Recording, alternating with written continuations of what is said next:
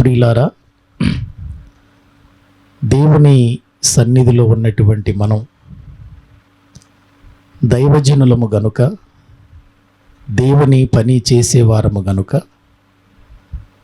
దేవుని పనిలో ఉన్నటువంటి మనం ఒక గొప్ప పనికి అప్పగించబడిన వారమని, ఆ పనిని మనము మరణము వరకు కొనసాగించే విషయంలో ఎటువంటి ఇబ్బందులు, ఇరుకులు, అవమానాలు, శ్రమలు, కష్టాలు ఎన్ని సంభవించినప్పటికీ మనకు అప్పగించినటువంటి పని విషయంలో మాత్రం మనం బహు జాగ్రత్త కలిగి ఉండటం, అది దేవుని సన్నిధానములో ఒక మంచి సమర్పణ జీవితం అవుతుందని నేను మీకు తెలియచేస్తూ ఉన్నాను. ఎందుకంటే ఇప్పుడు నేను మీకు జ్ఞాపకం చేస్తూ ఉంటాను, సేవ అనేది పూలబాట కాదు, ముళ్ళబాట. సేవా జీవితంలో పూల పాన్పు ఉండదు, మనకి ముళ్ళ పాన్పే ఉంటుంది. అందులో గుండా మనము నడుచుకుంటూ ఒక చక్కని గురి యొద్దకు మనము చేరగలిగితే అంతకంటే గొప్ప ఉన్నతమైన స్థానం మరొకరికి దక్కదు, లేదు అనే విషయాన్ని ప్రియులారా నేను మీకు తెలియచేస్తూ ఉన్నాను. దైవ సేవ అనేటువంటి ఈ పోరాటంలో ఎన్నో విధాలైనటువంటి యుద్ధాలు చేయాలి మనం. ఎందుకంటే సేవలో జీవిస్తున్నటువంటి మనందరికీ తెలుసు, సంఘంలో ఒక 100 మంది ఉన్నారు అంటే, లేదు ఒక 50 మంది ఉన్నా, 20 మంది ఉన్నా, 10 మంది ఉన్నా, 10 మంది మనస్సులు ఒకే రీతిగా ఉండవు. 10 మంది మనస్సులు ఒకే రీతిగా ఉండవు. 10 మంది ఆలోచనలు వేరుగా ఉంటాయి. 10 మందికి ఒక్కొక్కరి యొక్క తలంపులు వేరుగా ఉంటాయి. ఒక్కొక్కరి ఉద్దేశాలు వేరుగా ఉంటాయి.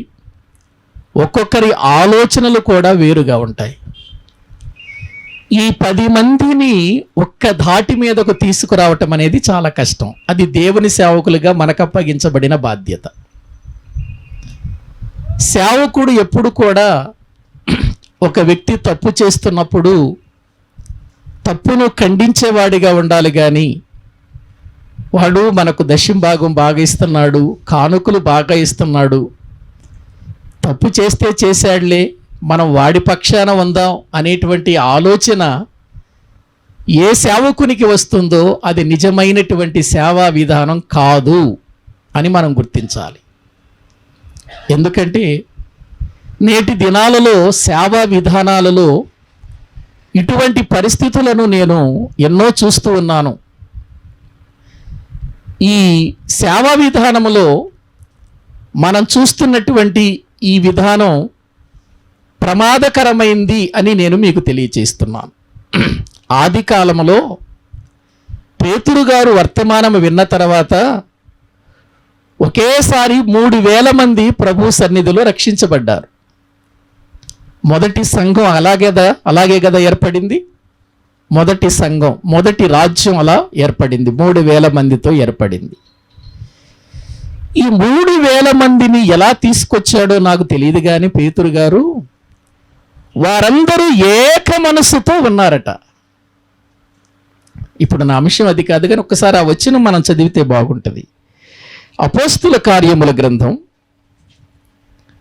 అపోస్తుల కార్యముల గ్రంథం, దేవుని వాక్య భాగములు ఆనాడు ఆ మొదటి సంఘం ఏ రీతిగా నడిపించబడిందో, భక్తులు ఏ రీతిగా నడిపించారో ఒకసారి దేవుని వాక్యములు మనము చూద్దామండి.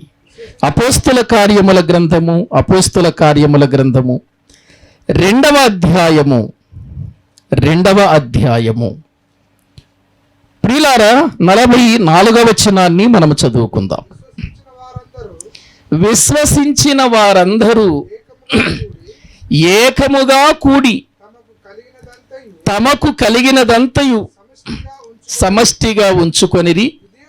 ఇదియు కాక వారు తమ చర స్థిరాస్తులను అమ్మి అందరికిని వారి వారి అక్కర కొలది పంచిపెట్టిరి. మరియు వారేక మనస్కులై ప్రతిదినము దేవాలయములో తప్పక కూడుకొనుచు ఇంటింటా రొట్టె విరుచుచు దేవుని స్తుతించుచు ప్రజలందరి వలన భయపొందిన వారై ఆనందముతోను నిష్కపటమైన హృదయముతోను ఆహారము పుచ్చుకొనుచుండిరి. మరియు ప్రభు రక్షణ పొందుచున్న వారిని అనుదినము వారితో చేర్చుచుండెను. ప్రియులారా, వాక్యములో ఇక్కడ వ్రాయబడినటువంటి మాటలలో చాలా గొప్ప సంగతులు ఉన్నాయి. అక్కడ జరుగుతున్న విషయాన్ని మీరు చూడండి. అనుదినము అనే మాట చాలా ప్రాముఖ్యమైనది. రక్షణ పొందుచున్న వారిని వారితో చేర్చుచుండెను అంటే ప్రతిరోజు రక్షణ పొందుతున్నారట. ప్రతిరోజు రక్షణ పొందుతున్నారు. అనుదినము రక్షణ పొందుచున్న వారిని ఏం చేస్తున్నాడు చెప్పండి? సంఘంలో చేర్చబడుతున్నారు, అనుదినము రక్షించబడుతున్నారు. దానికి కారణం వారేక మనస్కులై ప్రభు దేవాలయములో కూడుకుంటున్నారు. ఏ మనసుతో కూడుకుంటున్నారు? ఇప్పుడు నేను చెబుతాను. ఒక దైవజనుడు ఒక సంఘాన్ని నడిపించేటప్పుడు సంఘాన్ని ఏ మనసులోకి తీసుకురావాలి? ఏక మనసులోనికి తీసుకురావాలి. నేను ఆయన పార్టీ, ఇదిగో నేను ఏం పార్టీ, నేను వాళ్ళ పార్టీ అని పార్టీలు ఉండకూడదు దైవ సేవకునికి. ఎందుకంటే సంఘములో ఉన్న వారంతా మన పిల్లలే. ఏవండి, మనం రక్షించిన వాళ్ళే. మనము ప్రభు యొక్క వాక్యము చెప్పి ప్రభు దగ్గర నడిపించిన వాళ్ళమే కదా. వాళ్ళంతా మన పిల్లలే కదా. నలుగురు పిల్లలు ఉన్నారంటే 4 రకాల మనసు కలిగిన వాళ్ళు ఉంటారు. వాళ్ళందరినీ తల్లిదండ్రులు ఒక బాధ్యత వహించి సరైన విధానములోనికి తీసుకురావాలి. వాడు రాకపోతే వాడి కర్మ వాడిది. తీసుకురావాల్సిన బాధ్యత ఎవరిది? మనది, సేవకుడు. ఇప్పుడు నేను చెబుతాను, సేవకుడు వారిని ఏక మనస్కులోనికి తీసుకురావాలంటే సేవకులైన మనకు ఏక మనసు ఉండాలి వద్దా? ఏమండి, వాళ్ళని ఏక మనసులోనికి తీసుకురావాలంటే సేవకులుగా మనకు ఏక మనసు అవసరమా వద్దా? అవసరమండి. అపోస్తలులు ఏక మనసుతో పరిచర్య చేశారు గనక సంఘము క్షేమాభివృద్ధి నందుచు విస్తరించుచుండెను అని ఉంటుంది బైబిల్లో 9వ అధ్యాయంలో. కనుక దైవజనులమైనటువంటి మనం సేవా భారాన్ని, సేవా పనిని దేవుడు మన చేతుల్లో పెట్టాడండి. ఎలా పెట్టాడు? మనల్ని నమ్మి పెట్టాడు. నువ్వు నమ్మకంగా పని చేస్తావని పెట్టాడు. నమ్మకంగా పని చేస్తావని దేవుడు మనల్ని సేవలో ఆయన గొప్ప పని అప్పగిస్తే నమ్మక ద్రోహం చేశామనుకోండి, మనం దేవునికి చాలా నష్టపోతామండి. మనం చాలా నష్టపోతాం. రేపు తీర్పులో మనము ఎంతో నిలబడవలసిన అవసరత ఉంది. కాబట్టి దైవజనులుగా జిఎన్పిఎంలో ఉన్నటువంటి సేవకులందరికీ నేనేం చెబుతున్నానంటే, ఇక్కడ డైరెక్టర్ అని, ప్రెసిడెంట్ అని, సెక్రటరీ అని, కోఆర్డినేటర్లని ఎటువంటి భేదం లేదు. మనందరం ఏక మనస్కులం కావాలి. వాళ్ళేదో గొప్పవాళ్ళు అని వాళ్ళకున్నటువంటి పేరును బట్టి మీరేదో ప్రియులారా ఊహించుకోకండి. దేవుని సన్నిధిలో మనందరము దాసులం. ఎవరికి? దేవునికి. అపోస్తలులైనటువంటి వారంతా మేము ప్రభు దాసులము అని పిలిపించుకోవటానికి ఎక్కువ ఇష్టపడ్డారు. కానీ ఇప్పుడు ప్రభు దాసులని పిలిపించుకోవటం కంటే రెవరెండ్లని, అపోస్తలులని, బిషప్పులని పిలిపించుకోవటానికి ఎక్కువ ఇష్టపడుతున్నారు ఈ రోజున. అంటే వాళ్ళ సేవకి మన సేవకి ఎంత వ్యత్యాసం ఉందో ఒకసారి ఆలోచించండి ప్రియులారా. కాబట్టి ఈ రోజున నేను ఒక గొప్ప రెవరెండ్, ఒక గొప్ప అపోస్తలుడు తాను చెప్పుకోకపోయినా ఆయనలో ఉండేటువంటి ప్రియులారా ఆయన చేసినటువంటి పరిచర్య విధానం, ఆయన మరణం గురించి ఈరోజు నేను చెప్పబోతున్నాను. ఆ అపోస్తలుడే యాకోబు. బైబిల్ గ్రంథములో నుండి యాకోబు అనేటువంటి అపోస్తలుడును గూర్చి ప్రియులారా ఈరోజు నేను చెప్పబోతున్నాను. మీరు బహు జాగ్రత్తగా ఆలోచించండి. చిన్న ప్రార్థన చేసుకొని వాక్య భాగములోనికి వెళదాం. పరిశుద్ధుడవైన మా ప్రియ పరలోకపు తండ్రి, మీకు మరొకసారి వందనాలు తెలియజేస్తూ ఉన్నాం. సమీపింపరాని తేజస్సులో, ఎవరూ సమీపింపరాని ఆ తేజస్సులో నీవొక్కడవే అమరత్వము కలిగిన వాడవై ఉండి తండ్రి, మానవులందరినీ చూస్తున్నావు, గమనిస్తున్నావు, పరిశీలన చేస్తున్నావు తండ్రి. మా సేవా జీవితంలో మీరు అప్పగించిన పని విషయంలో మేము ఎటువంటి జాగ్రత్తతో ముందుకు వెళుతున్నామో, ఎటువంటి ఆలోచనతో పని చేస్తున్నామో, ఎటువంటి తలంపులతో అడుగులు వేస్తున్నామో తండ్రి, మీ యొక్క సన్నిధిలో సమస్తము ఎరిగిన వాడవు, నువ్వు చూస్తున్న దేవుడు కనుక మనుషులు చూస్తున్నారు అనే ఉద్దేశంతో కాక, దేవుడు చూస్తున్నాడు అనే భయంతో ఏక మనస్సుతో మేము నీ పని చేయటానికి తగిన సహాయము చేయండి. ఆనాడు అపోస్తలులు ఏక మనస్సుతో పరిచర్య చేశారు కనుక సంఘము క్షేమాభివృద్ధి నందింది, విస్తరించింది అని మీ వాక్యములో చూస్తున్నాము తండ్రి. అనుదినము సంఘములో రక్షించబడుచున్న వారు చేర్చబడుచున్నారని వాక్యంలో చూస్తున్నాము నాయన. అటువంటి సేవా జీవితం మాకు అనుగ్రహించండి. మేము ఈ రోజున ఉన్నటువంటి మనుషుల వైపు కాదు కానీ ఆనాడు ఉన్న భక్తుల వైపు చూచి మా సేవను కొనసాగించటానికి తగిన సహాయము చేయండి. నీ కృపలో మమ్మలను బలపరచండి తండ్రి. వాక్యాన్ని బోధించటానికి నిలవబడినటువంటి నేనేదో గొప్పవాడనని చెప్పుకోవటం లేదు, కానీ నేను కూడా నిమిత్త మాత్రున్నే తండ్రి. నీ వాక్యానికి లోబడి నీ వాక్యానుసారముగా జీవించే జీవితం మొదట మీరు నాకు అనుగ్రహించమని ప్రార్థిస్తున్నాం. నీ ప్రణాళికలో నడిపించండి. ఎండ తీవ్రత ఎక్కువగా ఉన్నప్పటికీ మా మనస్సు దాని మీద కాకుండా నీ వాక్యం మీద ఉంచి మేము అడుగులు ముందుకు వేయటానికి తగిన కృప చూపమని ప్రార్థన చేస్తున్నాం. మీ మాటల ద్వారా మమ్మలను బలపరచండి, ప్రోత్సహించండి.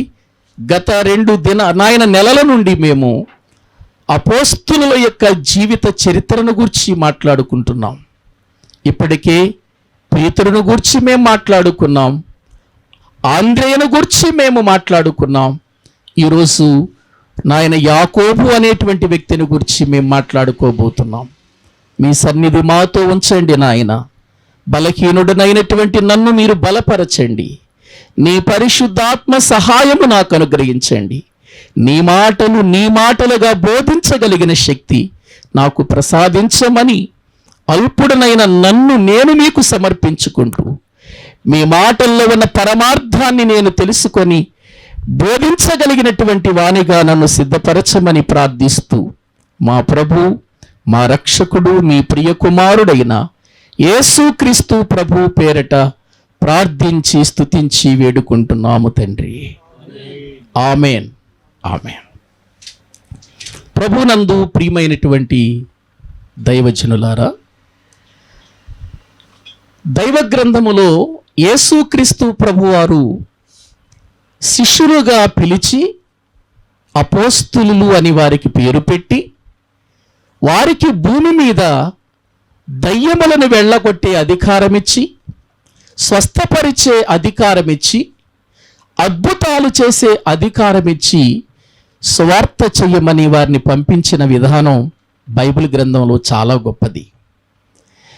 ఈ అపోస్తులు అని పిలువబడుతున్నటువంటి వీరు వారి సేవా విధానములో ఎటువంటి ప్రియుల పరిచర్య చేశారో దేవుని వాక్యములో నుండి మనము నేర్చుకుంటూ వస్తూ ఉన్నాం. పేతురును గురించి మాట్లాడుకున్నాం. పేతురును చూచినటువంటి దేవుడు, ప్రియులారా, పేతురు యొక్క సేవను మెచ్చిన దేవుడు పేతురుని ఎలా వాడుకున్నాడో కూడా మనము చూచాం. అంత మాత్రమే కాదు, యేసుక్రీస్తు ప్రభువారు పేతురుకు ఒక పేరు పెట్టాడు, కేఫా అనే పేరు పెట్టాడు.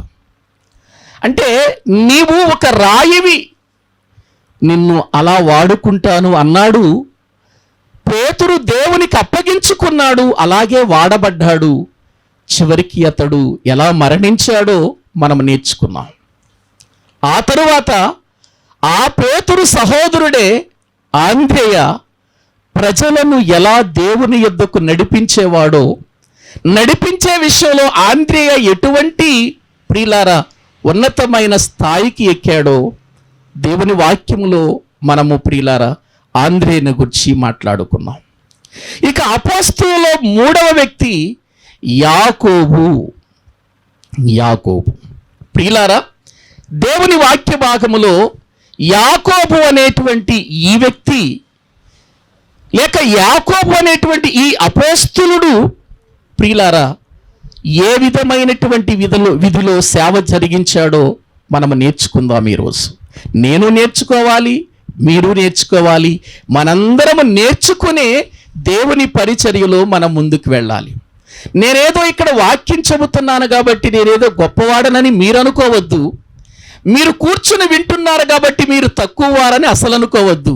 నాకంటే గొప్పోళ్ళు మీరు, నాకంటే ఉన్నతమైనటువంటి ప్రియుల స్థితి కలిగిన వాళ్ళు.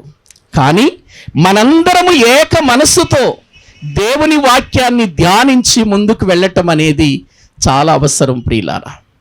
యాకోబు అనగానే వాస్తవానికి క్రైస్తవ సమాజానికి జ్ఞాపకం వచ్చేటువంటి ప్రాముఖ్యమైన వ్యక్తి ఎవరంటే ఎవరు?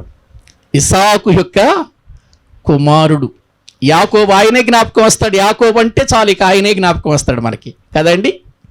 యాకోబు అనగానే అబ్రహాము తర్వాత ఇస్సాకు తర్వాత వచ్చే యాకోబు మనకు కనబడతాడు. ఇక యాకోబు అనగానే ప్రతి వాని మైండ్లో మెలిగే ఒక ఆలోచన ఏంటంటే మోసగాడు. యాకోబును మోసగాడు అని పిలుచుకుంటాం ప్రియులారా, పిలుచుకుంటుంది నేటి సమాజం ప్రియులారా. కానీ ఆ యాకోబు మోసగాడు అని బైబిల్లో దేవుడు ఎక్కడైనా చెప్పాడా?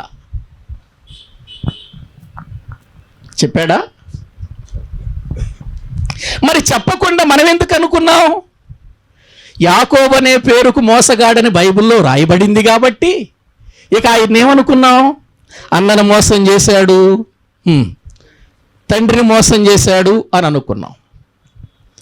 మోసం చేశాడు అని అనుకునే ముందు అది దైవ ప్రణాళికలో నడిచాడు అని ఎందుకు అనుకోవట్లేదు మనం?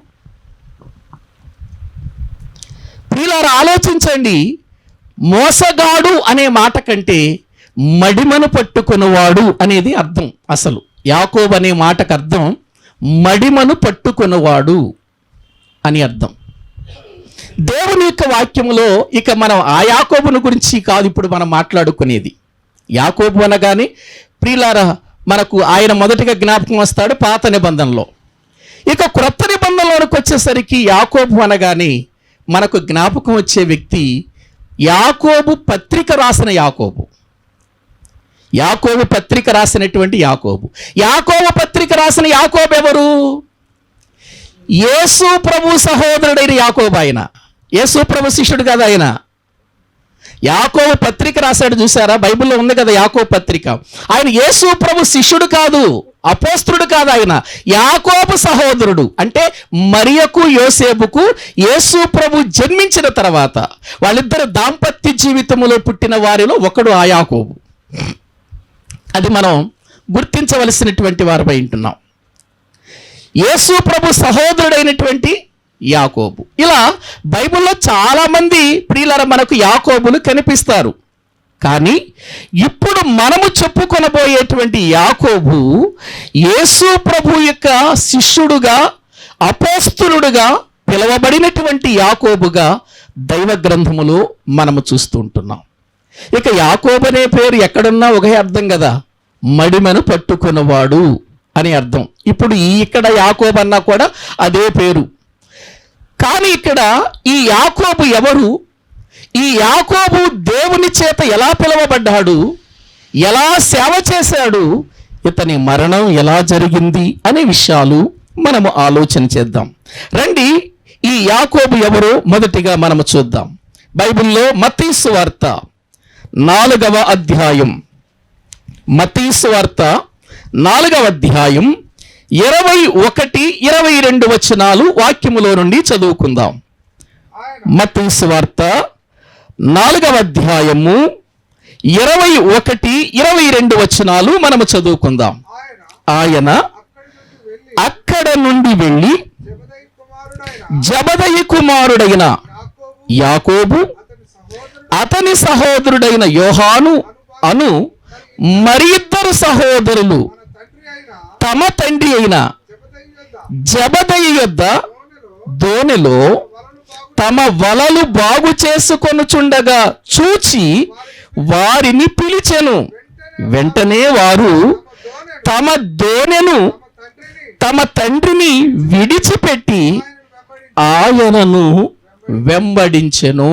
చాలండి ప్రియులారా, అంతకు మునుపు మనము దేవుని వాక్యములో పేతురును ఆంద్రేయ అనేటువంటి ఇద్దరును పిలిచినటువంటి విధానం మనము 20వ వచనం వరకు మనం చూసాం. ఇప్పుడు వారిని పిలిచిన తర్వాత యేసుక్రీస్తు ప్రభువారు అక్కడ నుండి వెళుతూ ఉండగా ఆ సముద్రములో ఒక సంఘటన చూచాడు. ఏంటి ఆ సంఘటన అంటే, ఒక తండ్రి, ఇద్దరు కొడుకులు, వారి జీతగాళ్ళు, వీళ్ళందరూ కూడా కలిసి ఏం చేస్తున్నారంటే తమ వలలు బాగు చేసుకొనుచుండిరి అని వాక్యంలో మనము చూస్తున్నాం. ఎవరు? జబదయి కుమారులు యాకోబు, యోహాను అనే మాటలు అక్కడ మనం చూస్తున్నాం. ఇప్పుడు మనం చెప్పుకొనబోయే యాకోబు ఎవరంటే ఈ జబదయి కుమారుడే. ఈ జబదయి కుమారుడు గురించే మనం మాట్లాడుకుంటున్నాం. ఎందుకంటే యేసు ప్రభు శిష్యులు మరొక ప్రియుల యాకోబు కనబడతాడు, అల్ఫయి కుమారుడైన యాకోబు. కనుక మీరిప్పుడు ఇక్కడ చెప్పుకోవలసినటువంటి లేక మనం తెలుసుకోవలసిన విషయం ఏంటంటే జబదయి కుమారుడైన యాకోబు. ఈయన ఎవరంటే జబదయి కుమారుడైన యాకోబు. ఈ యాకోబుకు ఒక సహోదరుడు ఉన్నాడు, ఆయన పేరు యోహాను. అక్కడే ఉంది కదా, మళ్ళీ చదవండి 21వ వచనం. ఆయన అక్కడ నుండి వెళ్ళి జబదయి కుమారుడైన యాకోబు, అతని సహోదరుడైన యోహాను అను ఇద్దరు సహోదరులు అని వాక్యంలో చూస్తున్నాం. ఎవరెవరు సహోదరులు? యాకోబు, యోహాను. యాకోబు, యోహాను వీళ్ళిద్దరి జీవితాలలో చాలా ప్రాముఖ్యమైనటువంటి విషయాలు మనకు కనబడతాయండి. మనం నేర్చుకునేటప్పుడు మనకు అర్థమవుతుంది. యాకోబు, యోహాను వీళ్ళిద్దరూ కూడా సహోదరులు. వీరి తండ్రి పేరు ఏంటంటే జబదయి అని వాక్యంలో చూస్తున్నాం. జబదయి. వీళ్ళ వృత్తి ఏంటి? చేపలు పట్టటం, జాలరులు అని లేఖనాల్లో మనము చూస్తున్నాం. ఇంకా మనం ప్రియులారా వీళ్ళని గురించి తెలుసుకోవాలి అని అంటే వీళ్ళు చాలా ధనవంతులండి. వీళ్ళు జబదయి కుటుంబం చాలా ధనమైన కుటుంబం, అంటే ఆస్తిపరులు. వీళ్ళు ఆస్తిపరులు. ఎలా చెబుతారండి మీరు అని అంటే వీళ్ళకి చాలా మంది పనివారు ఉన్నారండి. వీళ్ళకి చాలా మంది పనివారు ఉన్నారు. మార్కు సువార్త రండి ఒక్కసారి వాక్యములో మనము చూస్తే, మార్కు సువార్త 1వ అధ్యాయము, మార్కు సువార్త 1వ అధ్యాయము దేవుని వాక్యములో నుండి మనము చూస్తే 19-20 వచనాలు మనము చదువుకుందాం. ఆయన ఇంకా కొంత దూరము వెళ్ళి జబదయి కుమారుడగు యాకోబును, అతని సహోదరుడగు యోహానును చూచెను. వారు దోణిలో ఉండి తమ వలలు బాగు చేసుకొనుచుండిరి. వెంటనే ఆయన వారిని పిలువగా వారు తమ తండ్రి అయిన జబదయిని దోణిలో జీతగాండ్రి యొద్ద విడిచిపెట్టి ఆయనను వెంబడించిరి. చాలండి. చూడండి, ఇక్కడ యేసు ప్రభు ఎప్పుడైతే పిలిచాడో పిలిచిన వెంటనే ఆలోచించకుండా జబదయి ఇద్దరు కుమారులు ఎవరు? యాకోబు, యోహాను.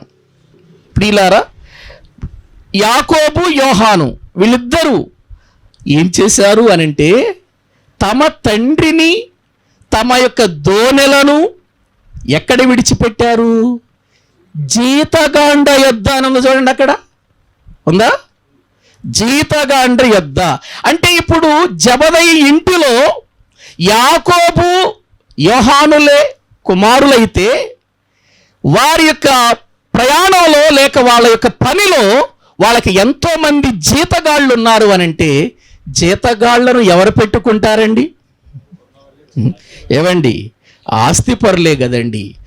మళ్ళీ ఒక పనివాడు కాదు, జీతగాండ్రు అని ఉంది చూడండి. అంటే ఎంతో మంది పనివాళ్ళు ఉన్నారు. ఎవరికి? జెబెదయి ఇంటిలో. నేను ఇక్కడ ఒక విషయాన్ని చెబుతానండి. యాకోబు ప్రియులారా, యాకోబు యోహానులు ఇద్దరు అన్నదమ్ములు కదా. యాకోబు పెద్దవాడండి, యాకోబు అన్న, యోహాను గారికి అన్న. ఇప్పుడు వీళ్ళిద్దరు ప్రియులారా ఇంట్లో వారసులు కదండి. జీతగాళ్ళు చాలా మంది ఉన్నారుగా, పని వాళ్ళు చాలా మంది ఉన్నారు కదా, వాళ్ళు చేస్తారు కదా పని. వీళ్ళు ఎందుకు చేస్తున్నారు పని? జీతగాళ్ళు ఉన్నా మన ఇంట్లో ఒక పని మనిషి ఉందంటే మనం అసలు పని పట్టుకుంటామా? పని మనిషి ఉంది చూడండి, పని వాళ్ళకి చెప్పండి, వాళ్ళు చెప్పండి అని అంటాం మనం. ఒక్క పనివాడు ఉంటే పనివాడిని ఎందుకు పెట్టుకున్నాం? పని చేయడానికి పెట్టుకున్నాం. వాడు చెప్పండి పని అని అంటాం మనం. కానీ వీళ్ళ ఇంటిలో చాలా మంది ఉన్నారు జీతగాండ్రు, కానీ వాళ్ళతో కలిసి పని చేస్తున్నారు యోహాను యాకోబులు అని అంటే నిజంగా వీళ్ళ జీవిత విధానం చూడండి ప్రియులారా. కష్టపడే తత్వం కలిగిన వాళ్ళు. ఎక్కడ కూడా అతిశయం అనేది లేదు. ఎక్కడ కూడా మేము ఆస్తిపరులము అనేటువంటి విధానం వీళ్ళల్లో కనబడటం లేదు. ఇదిగో మా ఇంట్లో చాలా మంది పని వాళ్ళు ఉన్నారు, మనం ఇంట్లో కూర్చుందాం, హాయిగా తిందాం, వాళ్ళే చేసుకొచ్చి పెడతారు అన్న మనసు కలిగిన వాళ్ళు వీళ్ళు కాదు. అది దేవుడు చూచాడు, అది ప్రభు చూచాడు.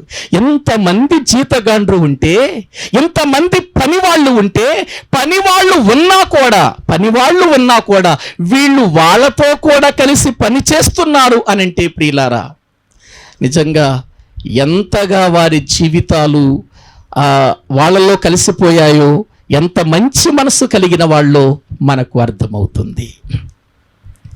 ప్రియులారా, వారు జీతగాళ్లతో కూడా కలిసి పనిచేస్తూ ఉండగా ప్రభు పిలిచాడు, రండి, ఇదిగో ఆంద్రెయను పేతురును పిలిచాను, వారు వచ్చారు, మీరు కూడా రండి నా శిష్యులుగా, మీరు కూడా రండి నా సేవ చేయటానికి. కోత విస్తారంగా ఉంది, పనివారు కొద్దిమందే ఉన్నారు, రండి ఈ పనిలో మీరు కూడా రావాలి, ఈ పనిలోనికి మీరు కూడా రావాలి, మీరు విడిచిపెట్టండి వాటిని, రండి నన్ను వెంబడించండి అని చెప్పగానే దోణెలు విడిచిపెట్టేశారు.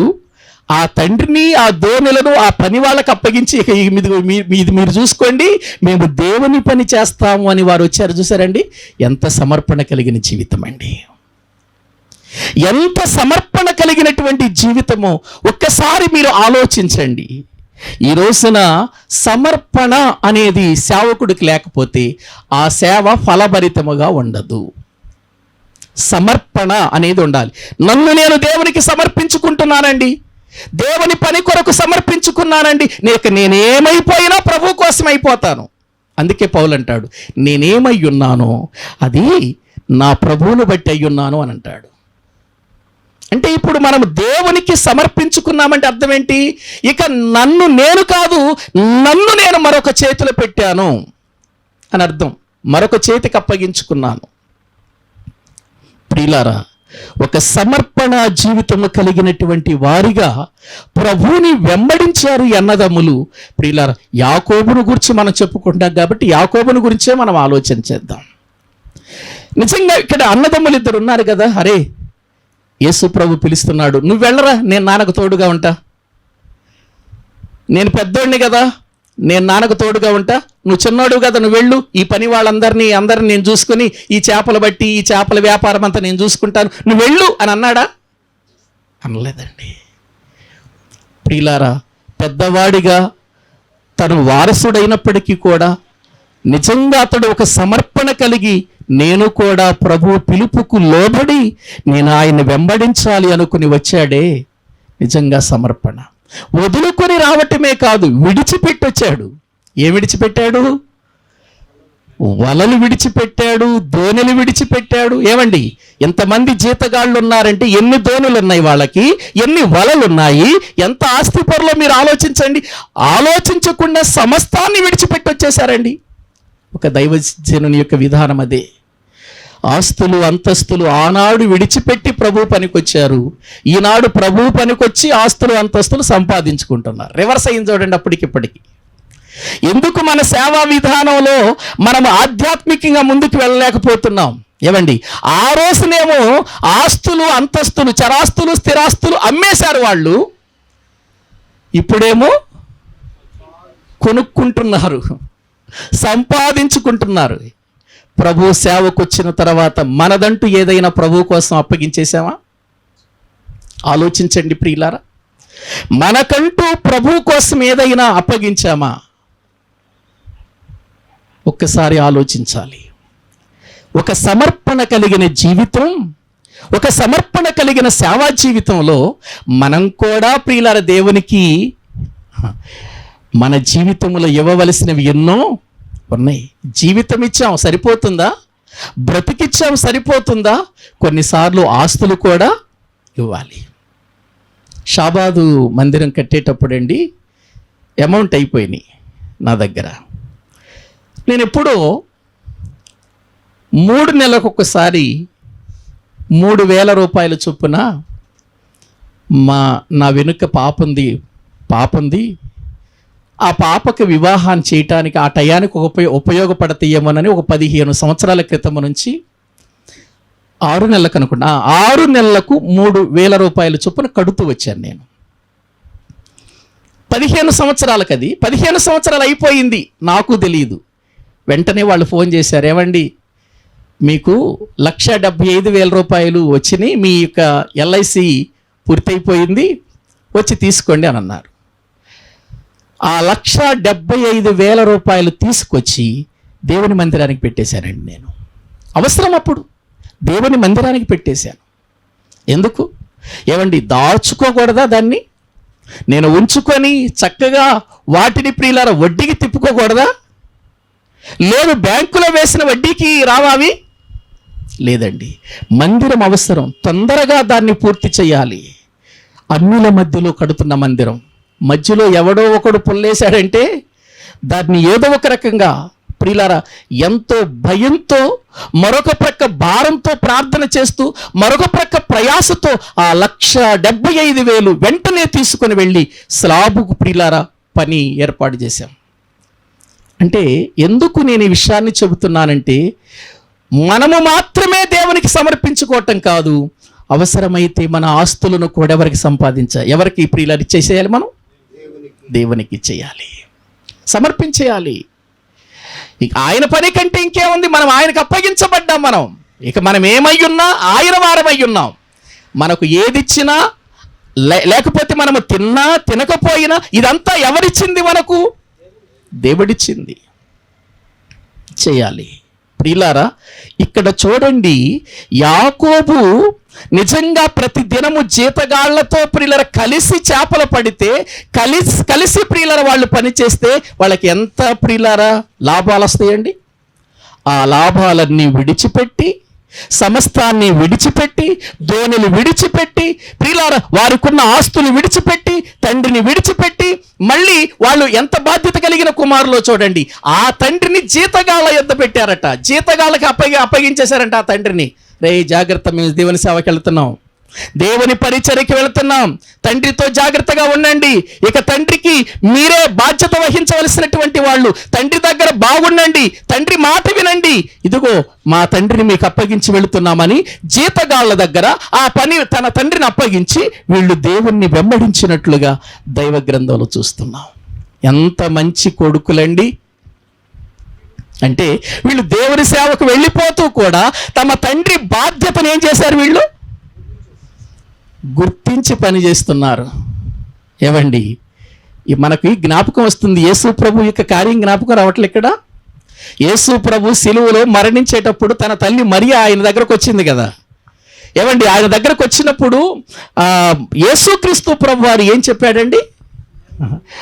అమ్మా, ఇక నేను చచ్చిపోతున్నాను, నా పని అయిపోయిందమ్మా, నేను వెళ్ళిపోతున్నానమ్మా, చేయాల్సిన పని ఏదో చేసేసానమ్మా, నేను తండ్రి చిత్తాన్ని నెరవేర్చేశాను, సమాప్తం అయిపోయిందబ్బా, వెళ్ళిపోతున్నాను అని అన్నాడా? అనలేదు. అమ్మా, ఇదిగో నీ కుమారుడు. నేను వెళ్ళిపోతున్నానని బాధపడుతున్నావా? నేను చనిపోతున్నానని బాధపడుతున్నావా? ఆ రోజున సిమియోను ప్రవచించాడు కదా, నీ హృదయములో నుంచి ఖడ్గము దూసుకొని పోతుందని. బాధపడుతున్నావా? ఏం బాధపడవద్దు. ఇక నీకెవరు దిక్కు అనుకుంటున్నావా? ఇదిగో యోహాను నీకు దిక్కుగా అప్పగించి వెళ్తున్నాను. ఇదిగో నీ కుమారుడు, ఇదిగో నీ కుమారుడు. మళ్ళీ ఆ అప్పగించిన తర్వాత మళ్ళీ యోహాను నాకు చెప్పలేదు అంటాడేమోనని మళ్ళీ యోహాను చూచి ఇదిగో నీ తల్లి. చనిపోయేటప్పుడు కూడా ఏంటండి ఆ బాధ్యత? ఏవండి, ఈ రోజున చాలామంది ప్రియుల పరిచర్యలో నేను చూస్తూ ఉంటానండి, తల్లిదండ్రులకు పిల్లలకు పడదు. ఏవండి, వాళ్ళకి వీళ్ళకి ప్రియుల పొసగదు. వాళ్ళ విధానాలు వేరు, వీళ్ళ విధానాలు వేరు. కొడుకేమో మా నాన్న మా మాట వింటలేదంటాడు, ప్రియుల తండ్రి ఏమో నా కొడుకు నా మాట వింటలేదంటాడు. ప్రియులారా, మనలో నిజమైనటువంటి బాధ్యత అనేటువంటిది ఇంటిలో కలిగినప్పుడే, ఆ బాధ్యత ఏంటో ఇంటిలో తెలుసుకున్నప్పుడే సేవలో కూడా బాధ్యతగా ఉండగలుగుతాం మనం. అంతే కదండి? ఇంటిలో బాధ్యత తెలియని వాడు సేవలో బాధ్యత వహిస్తాడా? బైబిల్లో ఏముంది? తన ఇంటి వారిని ఏలని వాడు సంఘాన్ని ఏలటానికి హక్కు లేదన్నాడు కదండి, లేదన్నాడు కదా. కాబట్టి ఇంటిలోనండి తల్లిదండ్రుల బాధ్యత, భార్య బాధ్యత, పిల్లల బాధ్యత. ప్రియులారా, లేకపోతే ఇంకా మనకు ఎవరైతే మనవాళ్ళు ఉన్నారా, అల్లుళ్ళు ఉన్నారా, కోడళ్ళు ఉన్నారా, వీళ్ళందరికీ ఎవరి బాధ్యత ప్రకారము ఆ బాధ్యత ఏం చేయాలండి? ఒక సేవకుడు, నువ్వు తండ్రివా, తండ్రి బాధ్యత, కొడుకువా, కొడుకు బాధ్యత, అల్లుడువా, అల్లుడు బాధ్యత, లేదు ఒకవేళ కోడల బాధ్యత. అంటే మన ఇంటిలో ఎవరు ఉన్నా వారి యొక్క బాధ్యతా విధానం చాలా బాగుండాలి.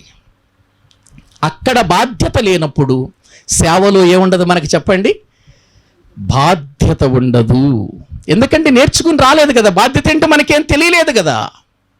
కాబట్టి ప్రియులారా, బాధ్యత ఎక్కడ నుంచి రావాలంటే మన ఇంటి నుండి ప్రారంభం అవ్వాలి బాధ్యత.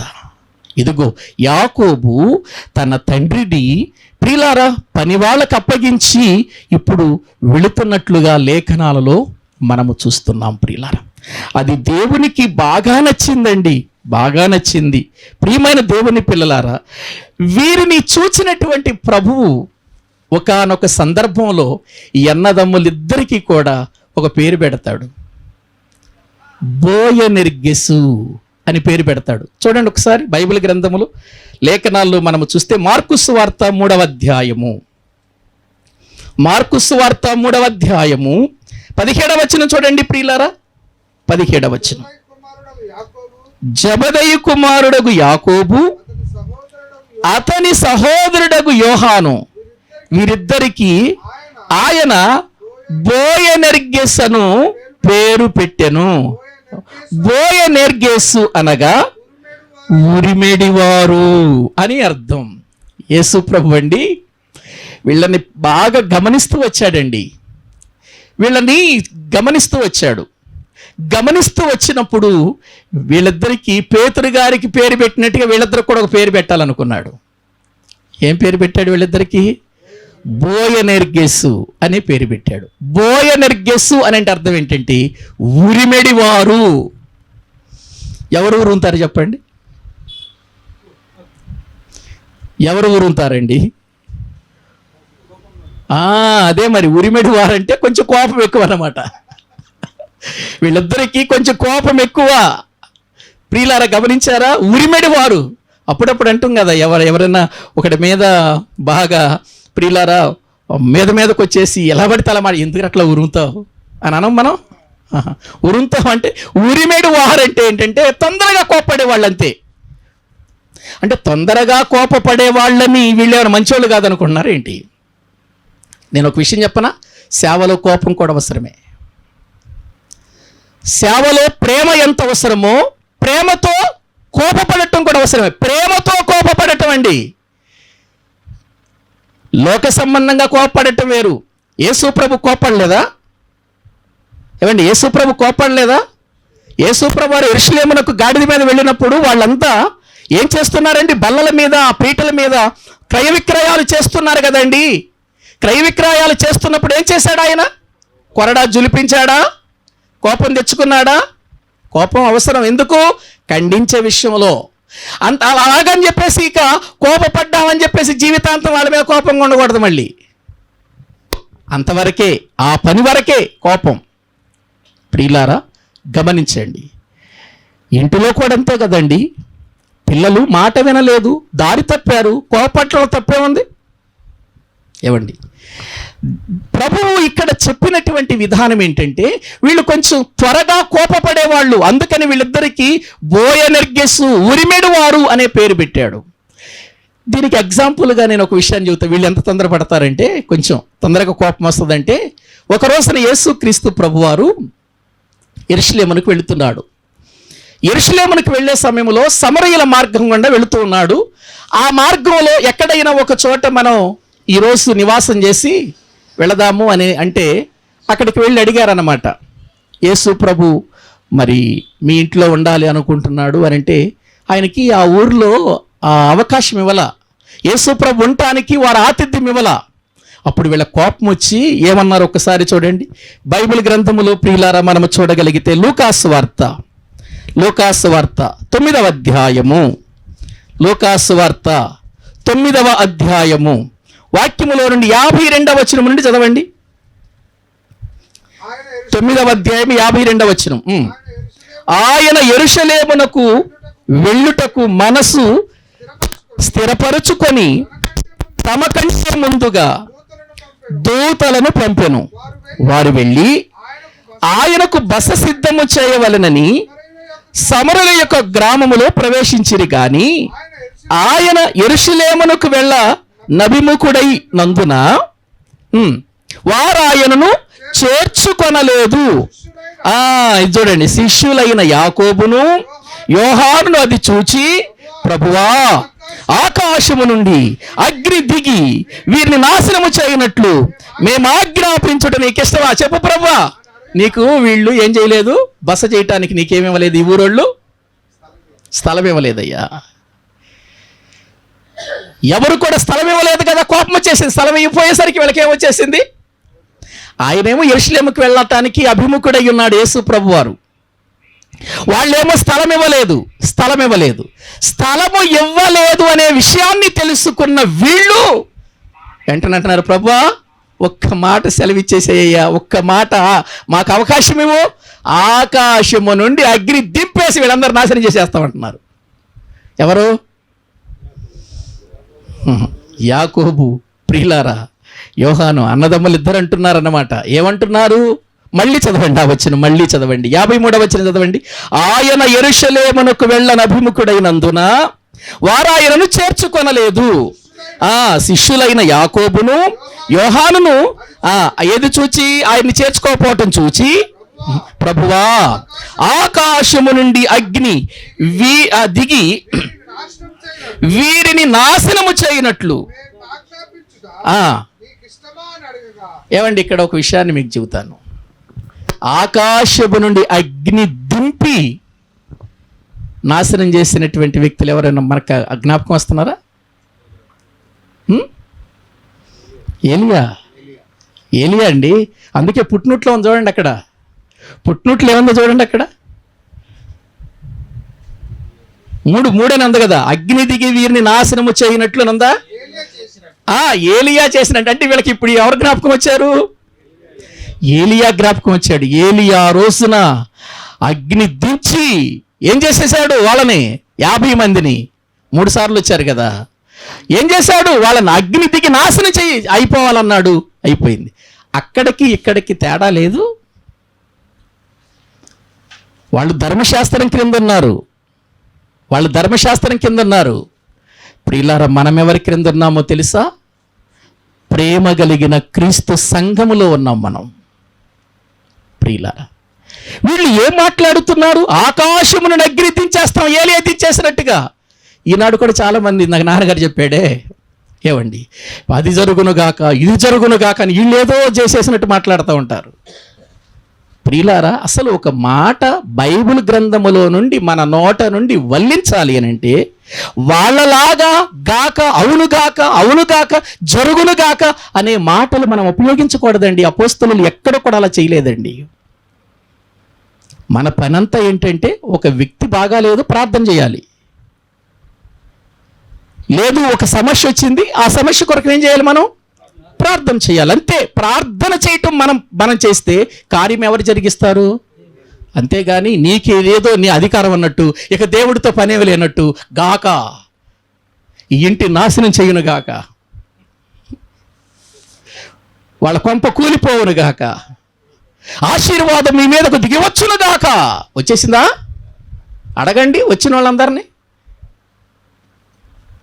ఆ పదాలు ఎందుకు వాడాలి, ఎప్పుడు వాడాలి, అసలు ఎవరు వాడాలి అనేది తెలుసుకోకుండా ఒకళ్ళు చూసి ఒకళ్ళు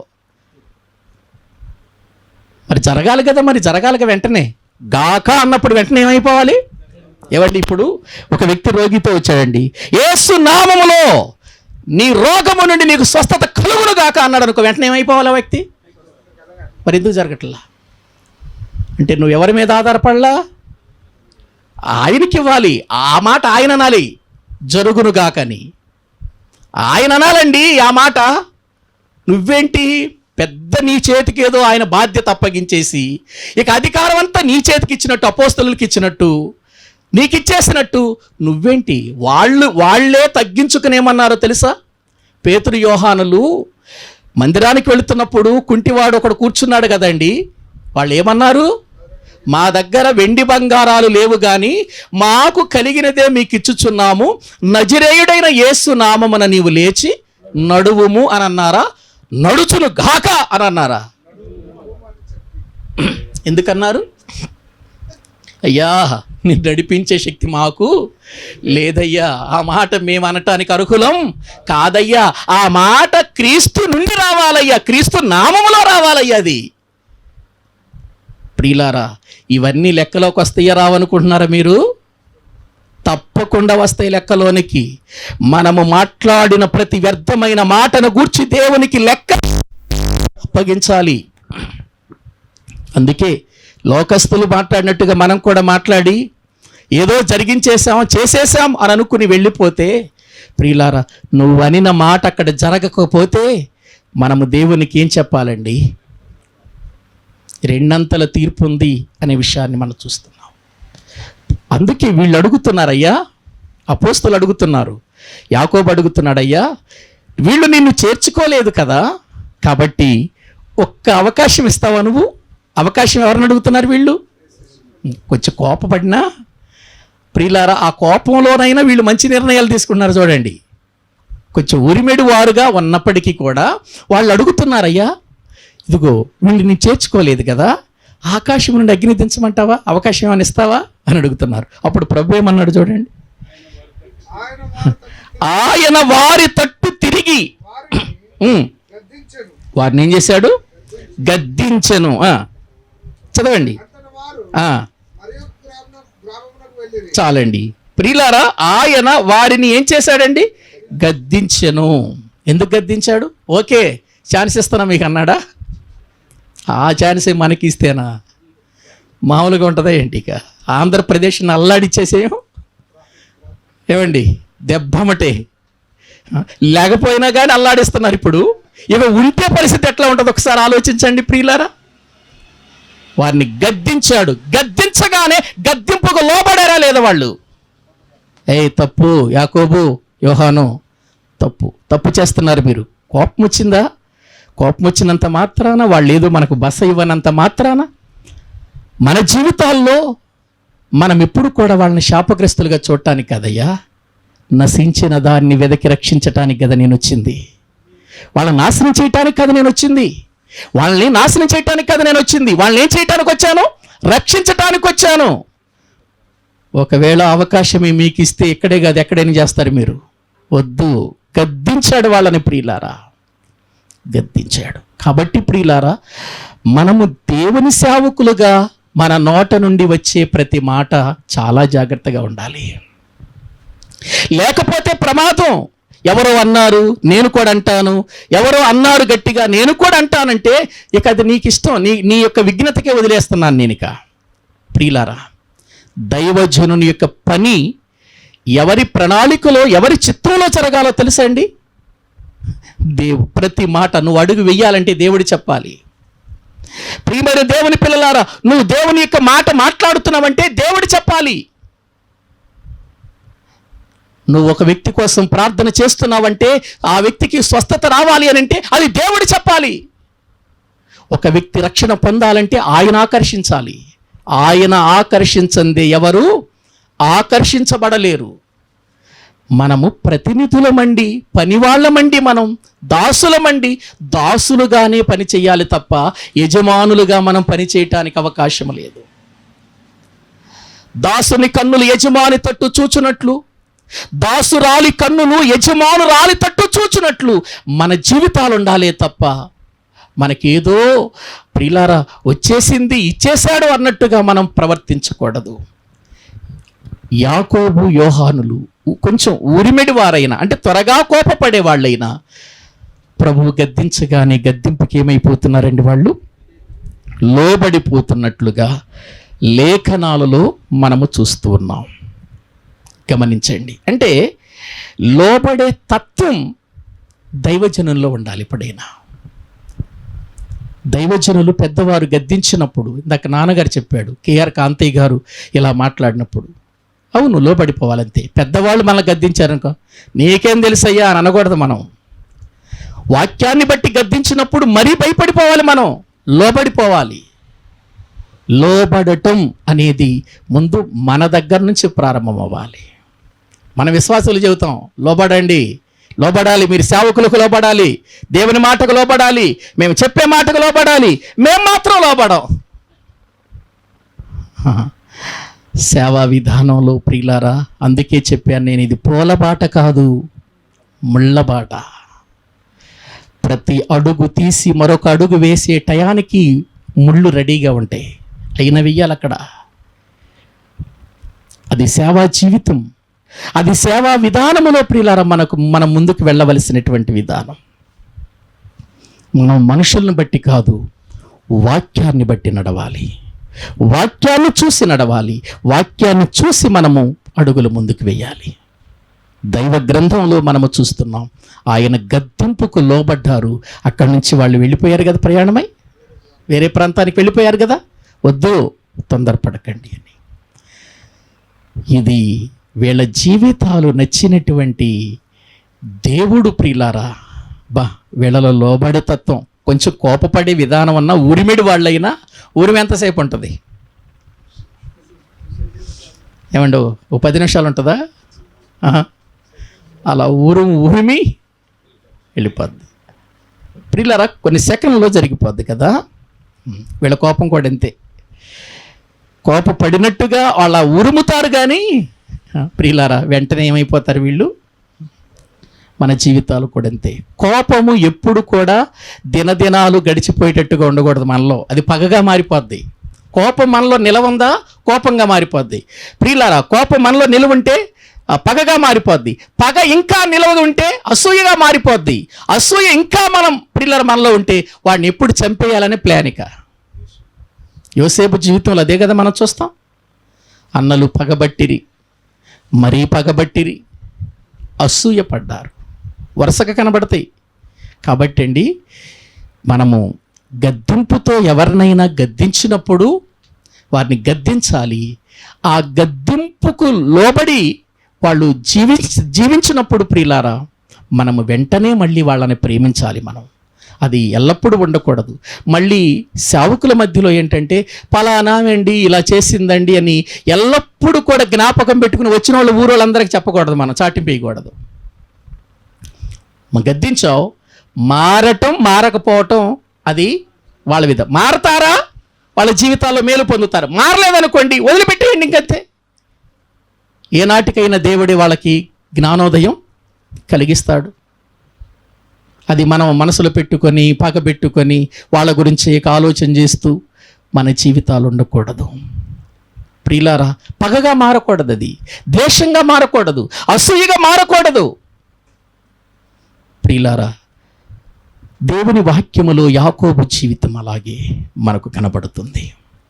మరొకటి, ఇదంతా గమనించినటువంటి ప్రభువు తన 12 మంది శిష్యులలో 3 తన ప్రధాన అనుచరులుగా ఏర్పాటు చేసుకున్నాడు. తన 12 మంది ప్రియులారా శిష్యులలో లేక అపోస్తులలో 3 ప్రధానమైన వారిగా ఆయన ఏర్పాటు చేసుకున్నాడు. వాళ్ళల్లో పేతురు, యాకోబు, యోహాను. ఎక్కడికి వెళ్ళిన వీళ్ళ 3 వెళతారు చూడండి. మీరు ఎప్పుడు పిలిచిన వీళ్ళ 3 తీసుకెళ్తాడు చూడండి. పేతురు అత్త జ్వరంతో ఉందండి. అప్పుడు వెళ్ళినప్పుడు చూడండి ఒక్కసారి దేవుని వాక్యంలో ప్రియులారా, వాక్య భాగములో మనము చూడగలిగితే, పేతురు అత్త జ్వరముతో ఉన్నప్పుడు జరిగినటువంటి ఆ విషయములో ప్రియులారా, వీళ్ళు 3 ఉన్నారో లేదో మార్కు సువార్త 1:29 చదవండి. అక్కడ నుంచి వెళ్ళిపోయారు కదా వాళ్ళు. మార్కు సువార్త 1వ అధ్యాయము 29వ వచనం. వెంటనే వారు సమాజ మందిరములో నుండి వెళ్ళి యాకోబుతోను, యోహానుతోను, సీమోను, ఆంద్రేయ అను వారి ఇంట ప్రవేశించిరి. వెంటనే వారు సమాజ మందిరం నుంచి వెళ్ళి యోహానుతోను, ప్రియులారా యాకోబుతోను, సీమోను, ఆంద్రేయ అను వారి ఇంట ప్రవేశించిరి. అప్పుడు సీమోనత్త జ్వరంతో ఉండగా ప్రభు స్వస్థపరిచిన విధానం మనం చూస్తున్నాం. ఏమండి, ఇక ఆ తర్వాత మరొక సందర్భాన్ని మీకు చూపిస్తాను చూడండి. మార్కు సువార్త 5వ అధ్యాయం 35వ వచనం చూడండి.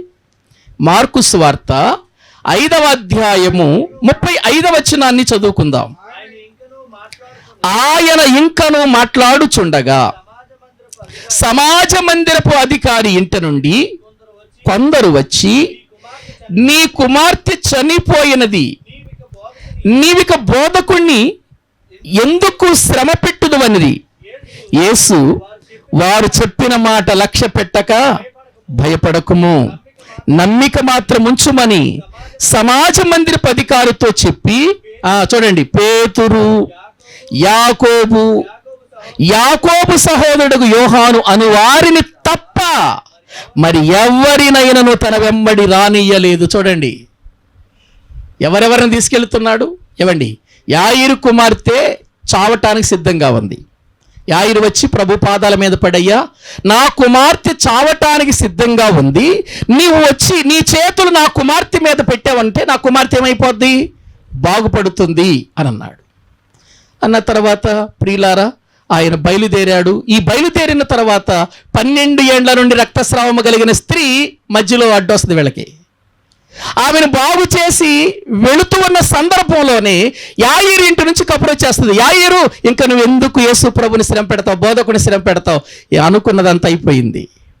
ఏమైపోయింది? నీ కుమార్తె చనిపోయింది, ఇంకెందుకు ఆయన శ్రమ పెడతావు? చనిపోయిన దాన్ని బతికించలేడు ఆయన? ఏమండి, చనిపోయిన వ్యక్తిని బ్రతికించలేడా ఆయన? మరి వాళ్ళు వచ్చేంటి, ఇంకెందుకు శ్రమ పెడతావంటే? అప్పుడు ప్రభు అన్నాడు, దేవుని యందు లక్ష్యం ఉంచుము.